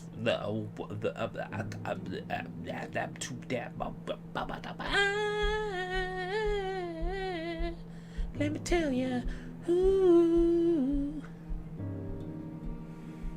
when I came into your world, is everything so alone? A confused expression passed across the chat's faces, and for a moment, she was a small child lost at a carnival. Yes, she said after a bit. Yes, of course you're right. I'm sorry, Kaine. Lately it seems my mind is... She didn't finish the thought, instead walking over to her nightstand and gently taking the wreath of lunar tears from the drawer. The flower's petals had aged to a brilliant whiteness, and Kaine thought it was more beautiful now than the day she first received it. You're going to be a true woman soon, Grandma said as she placed the flowers in the girl's hair. So that means less chatter about shades and building defensive walls, and more talk about how beautiful you become. Annoyed, Kaine reached up to remove the garland, but the look on her grandmother's face stopped her hand. You're a beautiful thing, said the old woman, and there ain't another like you in the whole world. I'm very proud of you. Okay, Grandma, that's enough goddamn compliments for one day. Shut your mouth, on you. Where did I come from? Gee, I wonder. I'll teach you to shush me, girl, yelled Grandma. Suddenly she lurched forward and grabbed Kaine by the ears, pulling her around the room with a crazed grin on her face. Grandma, yelled Kaine in a quaking voice. Grandma, stop it, what the hell? The old woman stared at her and blinked, then slowly held her wrinkled hands out as if it was the first time she had ever seen them. I don't know what happened there. I'm sorry, girl. Sometimes my mind just... Kaine thought the look on her grandmother's face was the most heartbreaking thing she had ever seen. Listen, she began. This is Kaine. Listen, she began. Maybe I should stay home after all. Yeah, I won't have you stay home and keep an eye on an old codger like me. You go get your fruit and your wall and whatnot. I'll be fine. And when you come back, I'll have a nice grasshopper dinner waiting for you. Kaine rolled her eyes and kissed her grandmother on the forehead and made ready to depart. Trying desperately to ignore the worry that was gnawing at the walls of her heart. My throat hurts now.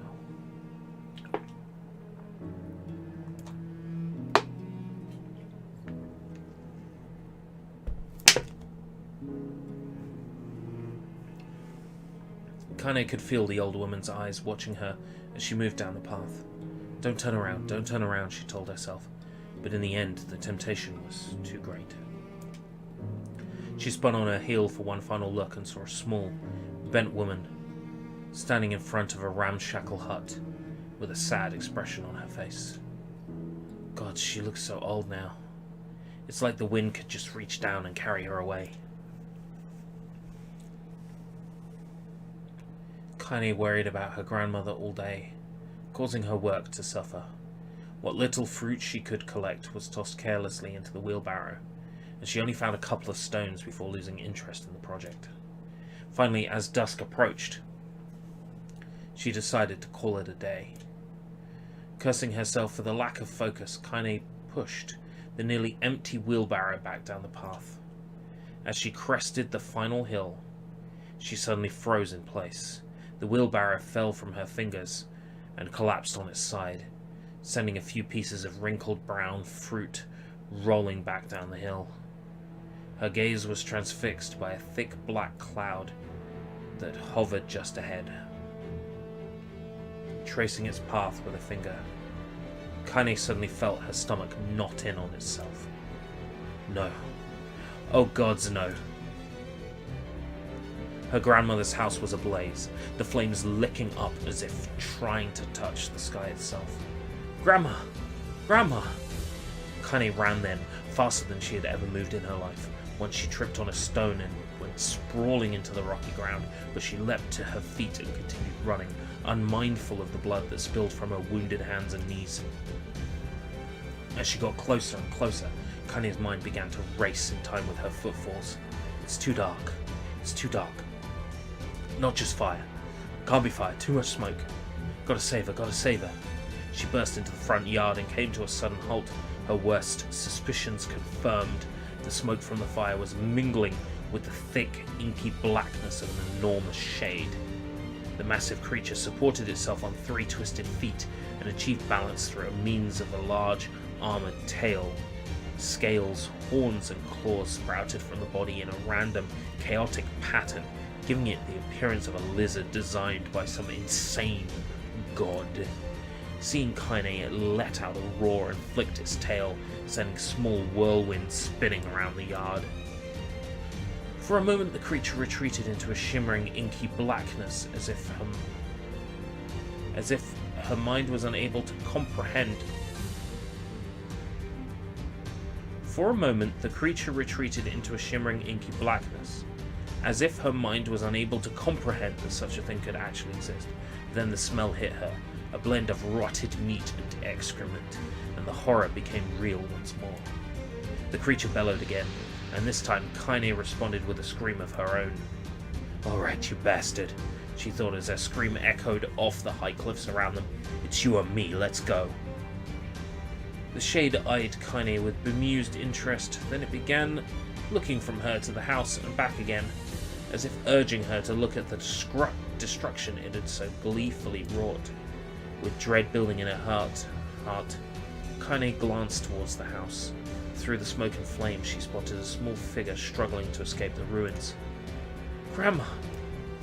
At the sound of her voice, the old woman began waving frantically. "She's alive," thought Kaine. "Alive!"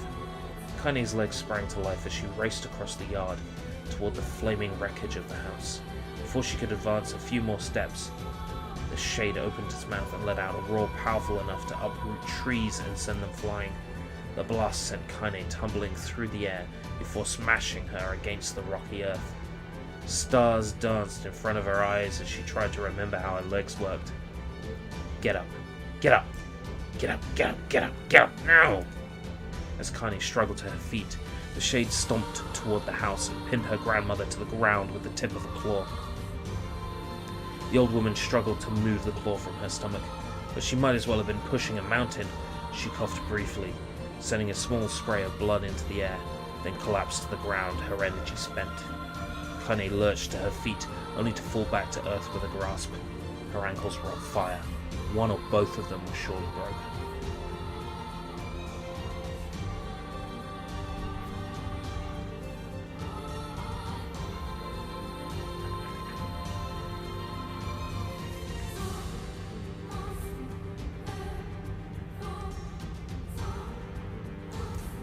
Ignoring the pain that screamed through her body, she began dragging herself across the ground, leaving a drunken trail of dust and blood in her wake. "Grandma, hold on, just a little longer." Her grandmother's face was turning blue, her eyes rolling back until only the whites were exposed. Kaine pulled herself across the ground with maddening slowness, the distance seeming to increase with every second that passed. The shade glanced between the two women and flicked out its tongue, its giant mouth turning up at the corners. Short, panting breaths belched from somewhere inside its core. Bastard. Laughing at us. She had no idea how such a mindless creature could experience emotion. There could be no doubt the Shade was taking joy in their suffering. Yeah, I see your plan. The Shade moved its claw slightly, allowing Grandma to breathe again. It was clearly keeping her alive, only to snuff out her life when Kaine was close enough to touch her. I'm gonna kill this bastard. Summoning all her strength, Kaine rose to her feet. There was a sickening snap from her right ankle as the foot twisted backward, but she forced it from her mind and began to hobble toward the monster. Pulling a small knife from the pouch at her waist, she leapt on the foot that pinned her grandmother and plunged the weapon deep. "Give her back," she screamed. "Give her back to me." It was like stabbing a rock. After a few swipes, the knife broke at the hilt with a dull snap. The Shade panted laughter again, then raised its tail and sent it rushing through the air toward the young girl that was latched to its foot. Kaine never had a chance. The tail struck her square in the chest and sent her crashing into the burning wreckage of the home. As she lay on the ground with blood pouring from multiple wounds, a small, weak voice spoke up. "Kaine." Kaine's vision blurred, but she forced herself to focus on the sound. Finally, her eyes cleared enough for her to make out her grandmother's hands reaching out to her through the smoke. "Grandma?" "Kaine, you gotta run. You can't. Best this one." Kaine grabbed the hands and held on with all her strength. "Grandma, come on, we have to go." The old woman coughed loudly. One of her hands, slick with blood, slipped from Kaine's grasp and thumped to the ground below. "Grandma, no. I said run, goddammit. You have to live. You have to get through." The thought would stay forever unfinished. Before she could say another word, the Shade's clawed foot descended, smashing through the remains of the roof and down upon the shattered figure of the old woman.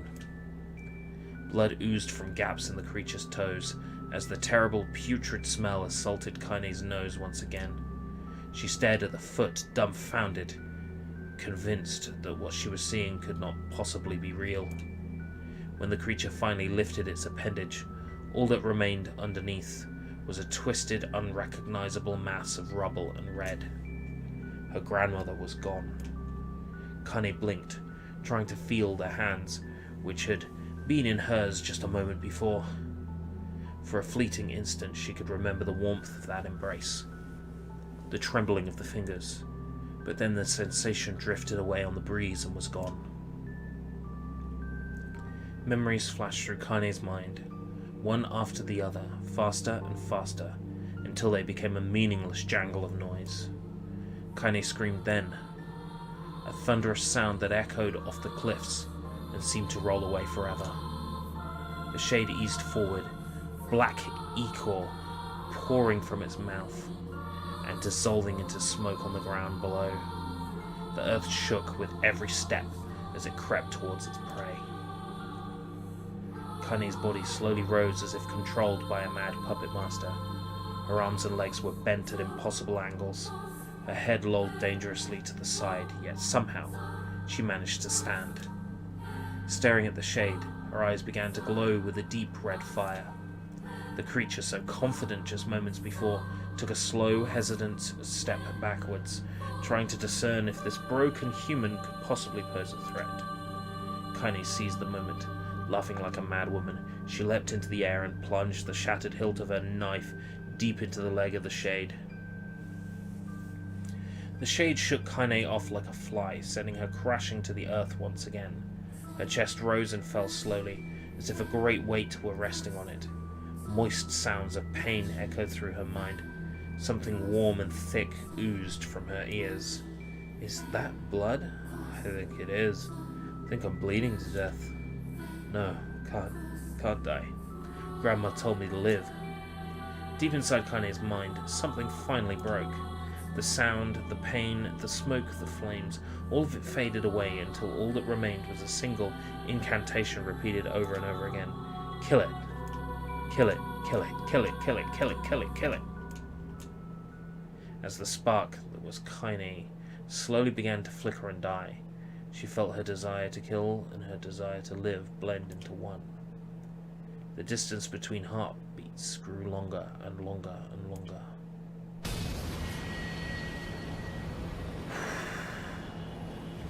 It is not over yet.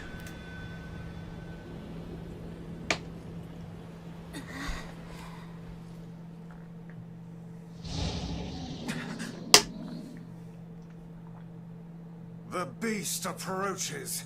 Oh, I know.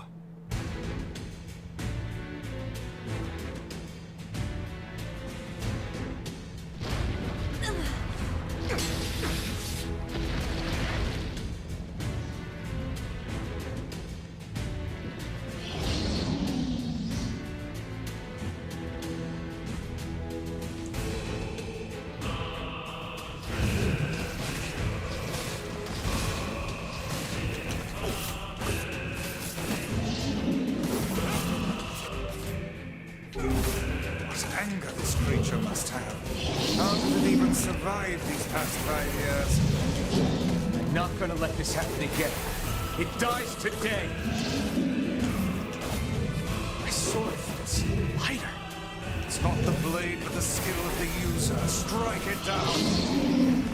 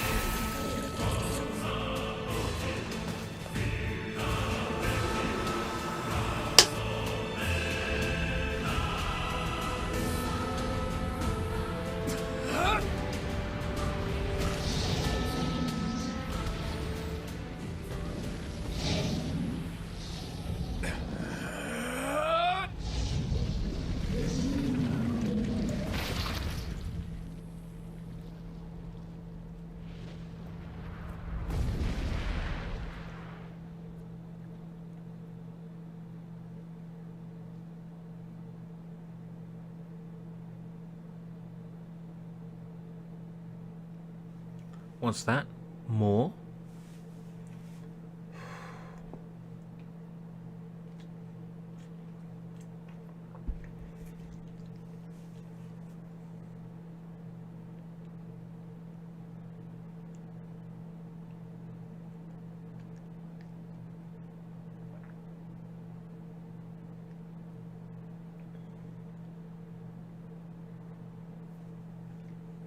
Gently, weakly, softly, the shade, sure that its tormentor was dead, turned and stomped off towards the horizon, stopping along the way to bellow one final roar. Couldn't kill it. Shamed beyond imagining, Kaine tried to turn her head to the side, but only succeeded in coughing up a huge gout of blood. It was getting difficult to see, and only after a moment of fierce concentration did she realize her left eye was gone. Laughing to herself, she turned her remaining eye to the ruins of her home and noticed a ragged stump of arm resting a few feet away. Yeah, that's mine, she thought with a mad giggle. This is gonna make clapping a real bitch. Ha! Cried a sudden voice from the depth of her mind. Finally gonna die, huh? Ah, yeah. Well, you had it coming. Go to hell, Demo, she thought at the unseen assailant. Go to hell before I pluck out your eyes and feed them to a dog. The voice of her childhood terror evaporated in smoke, only to be replaced by another more recent voice. Hold still, said the apothecary, materializing from the ruins like a ghost. I want to draw you. That way you can live forever. No, stop. I don't want to live forever. I want to die right here. I see, he said quietly. Well, if that's what you want. The spectral shopkeeper fluttered in and out of existence for a moment, then produced a piece of paper and sketched quickly. After a few seconds, he turned the page to Kaine and smiled. Since you rejected my offer, I decided to draw someone else. It was a picture of her grandmother, real as life. Kaine opened her mouth to thank the man, but stopped as the picture began to blacken in the middle. Before she could say anything, dozens of multi-legged insects began to swarm across the image, tearing it with sharpened pincers. Stop, no, don't hurt that picture. Kaine reached out with her remaining arm and waved futilely at the air. To her surprise, the insects fell off the pitcher and to the ground below, where they vanished into tiny black tendrils of smoke. Relieved, Kaine turned her good eye back to the pitcher, only to open her mouth in a silent scream. The sketch now showed her grandmother as she truly was, a smashed, unrecognizable lump of nothing. The apothecary smiled, and then broke into a jolly dance. "See that?" he cried as he danced his jig. "It's perfect now. She looks just like you. Ha-cha-cha-cha!" I look like that? Oh god, I'm gonna die. I'm gonna die. Drowning in despair, Kaine laid her head back in the mud and smoke of her ruined house and waited for the end to come. But just before she let everything go, an unfamiliar voice began whispering in her ear. "Ain't you got a wish, sunshine?" The voice was vulgar and fierce at the same time, as if insanity had somehow found a way to take form. Kaine wanted to scream as the voice crawled under her skin, but her lungs refused to work. "You know, a wish? Like a prayer or something? Why don't you get on your knees and start praying to heaven? Please, invisible man in the sky, save me. Save me." Kaine finally resorted to shouting at the voice with her mind. "I don't make wishes, they don't come true for me. I'm a curse, a freak. I should be left to die." The other voice boomed in her ears. "Oh my god, you are the best!" Kaine glanced down and saw a black, shiny substance oozing from her legs. She tried to brush it away, but her remaining arm would no longer respond. The substance slowly crept around her feet, and then began moving up toward the rest of her body. Is this death? Is this what it's like? Or is my mind just losing itself? She could feel the slime oozing upward, feel the hot, searing pain it left in its wake. Whatever else might be happening, she was still alive, and this was real. "Come on," said the voice. "Let it go." Kaine tried to ignore the voice and concentrate on the pain, but the newcomer would have none of it. "Don't ignore me, sunshine. You're ready to give up, ready to die, so why not let me have it?" "Have what?" "Your body. Come on, give it to me. Give it to me. I want to stand on the ground, feel the rain, taste the wind." The voice paused as if licking its lips. When it resumed, it was filled with mad, unabated joy. "And I want to take your hands and use them to choke the goddamn life out of people. I want to tear out their throats and bathe in the blood, just like before." In response, Kaine shifted her head and vomited. The warmth of it crept down her front and mingled with the pain of the encroaching black ooze. "Are you a shade?" "Yeah, maybe. What of it?" The slime reached her face, crept up past her nose, and slowly oozed into the socket of her missing eye. The moment it touched her brain, Kaine was struck by the most powerful sensation she'd ever felt in her life. It was ecstasy. She wanted to scream with delight, but all she could manage was a small whispered moan. "Feels good, don't it?" asked the voice with a chuckle. "Yeah, what can I say? I know how to please the ladies. Now give me that body. Come on. Give me that body and I'll give you more of this feeling. It's a fair trade." A black lump began to protrude from Kaine's side.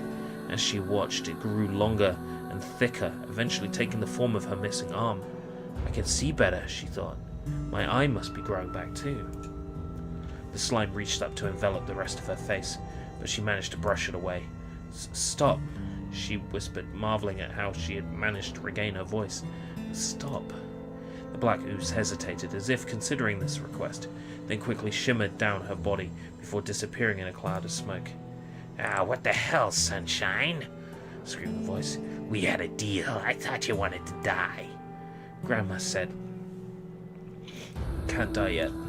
A brief image of her grandmother, bloodied and broken, flashed before her eyes. She saw the shade that had killed her and heard its mocking laughter, then closed her eyes and forced the image from her mind. Her whole body was quaking with rage. When she opened her eyes again, they burned bright red. "That thing took my grandmother. I have to kill it before I die." Kaine glanced down and saw a mysterious pattern. The pattern of the shades burn itself into her left arm. "Well, I'll I'll be damned, said the voice cheerfully. Look at that, Sunshine. I think you and me are gonna be good friends now. Kaine stared intently at her arm. The more emotional she felt, the more letters seemed ready to puncture her skin and begin infecting the rest of her body. The arm clearly had a will of its own now. Stop. Gotta stop. Holding her left arm in her right, Kaine took a deep breath and tried to calm herself. Come on, don't fight it, pleaded the voice. Hate's my favorite dish and I'm hungry. Let it go. Feel the anger. Burn with the fire of revenge. Thirst for blood. Then go out there and... Shut up. Shut up and get the hell out of my body. Your body? Oh, that's rich, Sunshine. Real rich. Look, why don't you just up and die so I can have this body all to myself? What do you say? I bet those buddies of yours in the area would love to see you dead. Kaine grabbed a nearby shard of glass and tried to saw off the shade-infected portion of her side. Before she could, her darkened left arm grabbed her right wrist, crushing it. Kaine screamed and dropped the shard as the sound of bone crunching on bone filled the air. Stupid idiot girl, you're possessed now, Sunshine. There ain't no going back. The voice laughed again, a loud, long wail that seemed to go on without end. Possessed, whispered Kaine. Yeah, possessed. You and me, we got what you might call a timeshare arrangement. Remember how folks used to think you were a freak? Well, wait till they get a load of you now. Kaine looked up, tears in her eyes. The sky seemed smaller somehow, darker. Is this because of that shade? Is this how they would see the world? So, listen, purred the voice. I know this whole possession thing seems a bit sudden, but it ain't all bad. There's plenty in it for you, too. I'm a very powerful creature, Sunshine, and now that power belongs to you. You got enemies? People you want to kill? I can make it happen. That little fat kid who kept picking on you?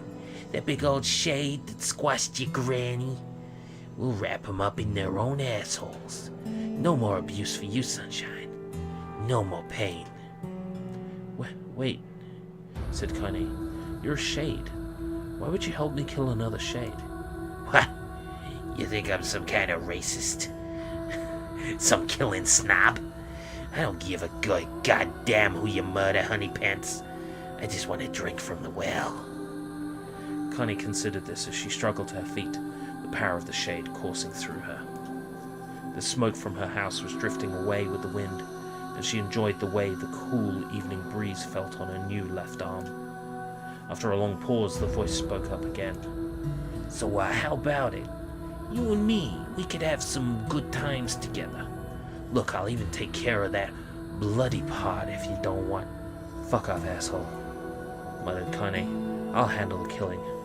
Ha! Screamed the voice. Look at you go. Oh, Sunshine, we're gonna have so much fun. So listen, my name's Tyran. If you ever need me, I'll just be hanging out in this piece of meat you call a heart.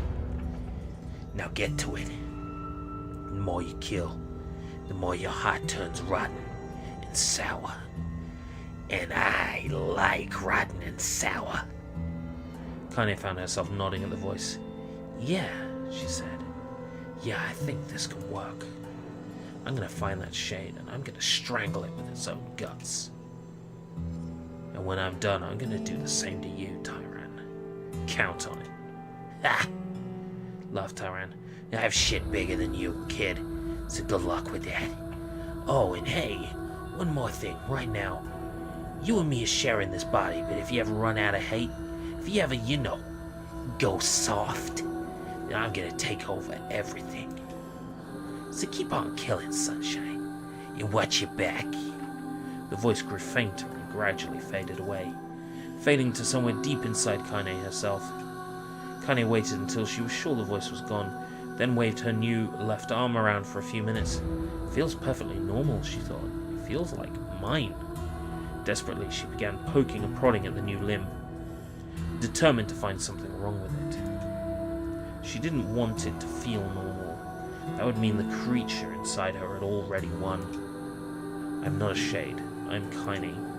Repeating this mantra in her mind, she slowly began digging through the rubble of her house, being careful to ignore a certain red-stained spot in the corner.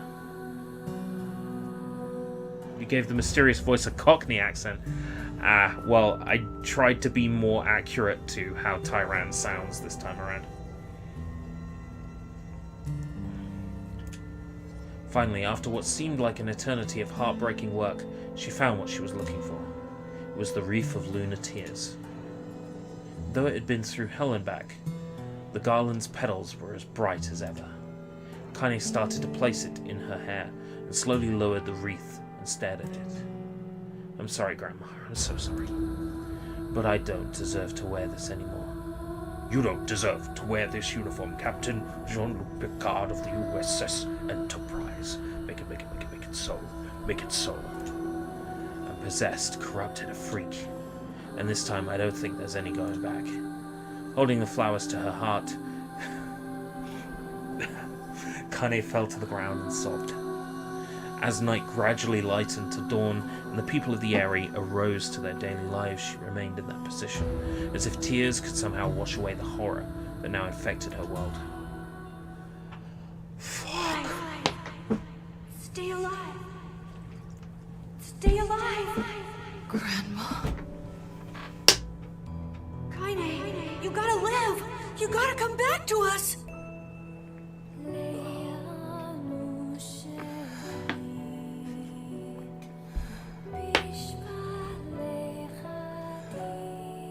Oh, hey.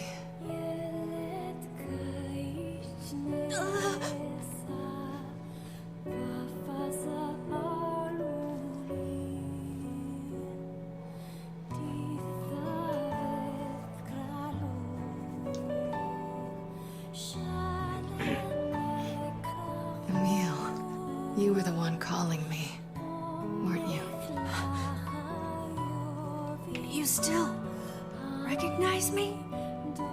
Of course. I knew you right away. Thank you, Kaine. Welcome back, Kaine. Wow, you grew up. So, how long has it been? 5 years.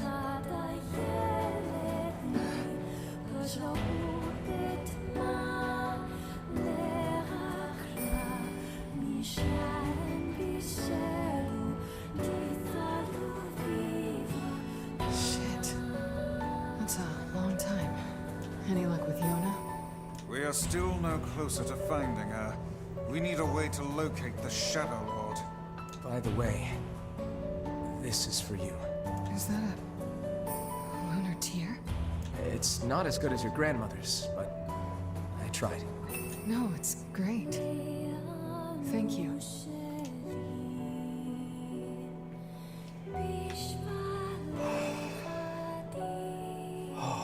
Kaine waking from her long petrified sleep.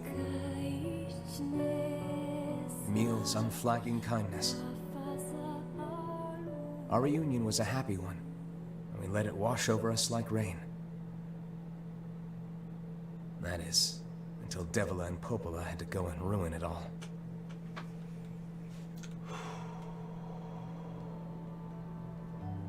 Are you kidding me?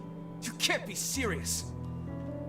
La la la la. Please try to people are tired and This is crap. It's a weekend. No one, you and Kaine. It's nothing different now. For a little while. Right. I'm used to it. But We'll see. Sorry. Root B is Root B. There's a few lines from Tyran here and there. What is the matter? Kaine always sleeps out. Never even occurred. Damn it. We should...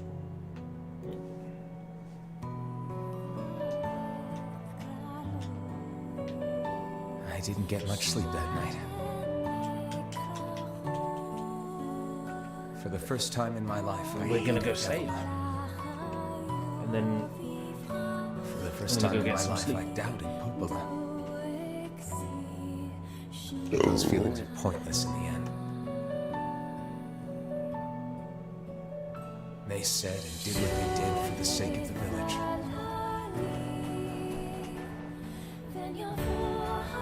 protected from the horror of the Shades.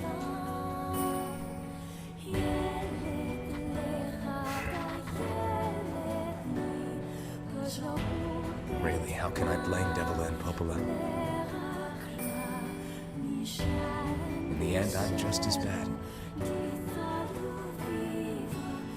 Because I never once stopped to think about Kaine and Emil's situation myself.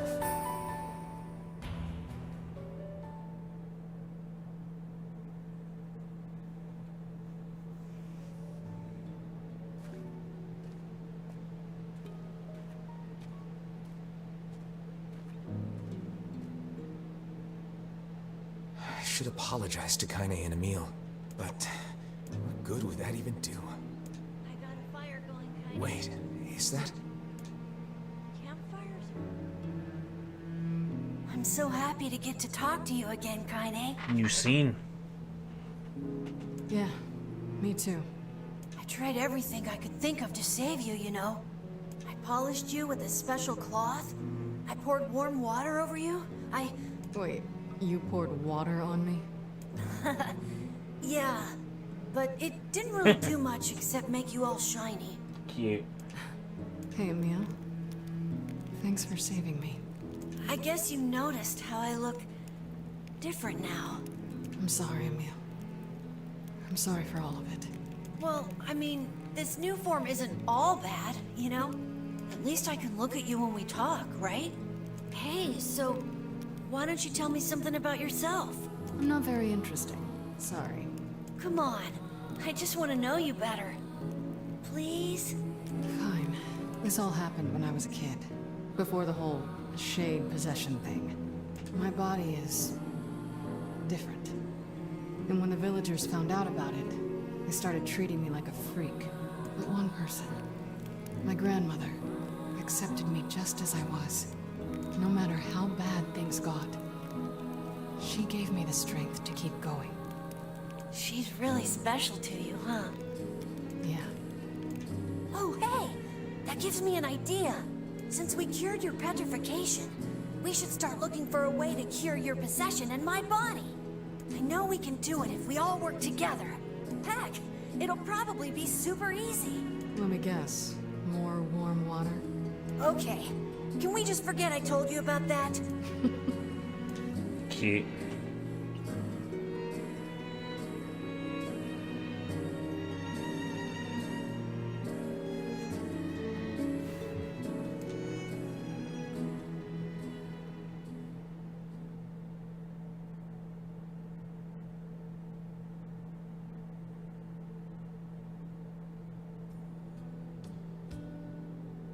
Sleep well? Sure. And yet your red eyes tell a different tale. Don't be so hard on yourself, lad. I need to go see Devila and Popola. Very well.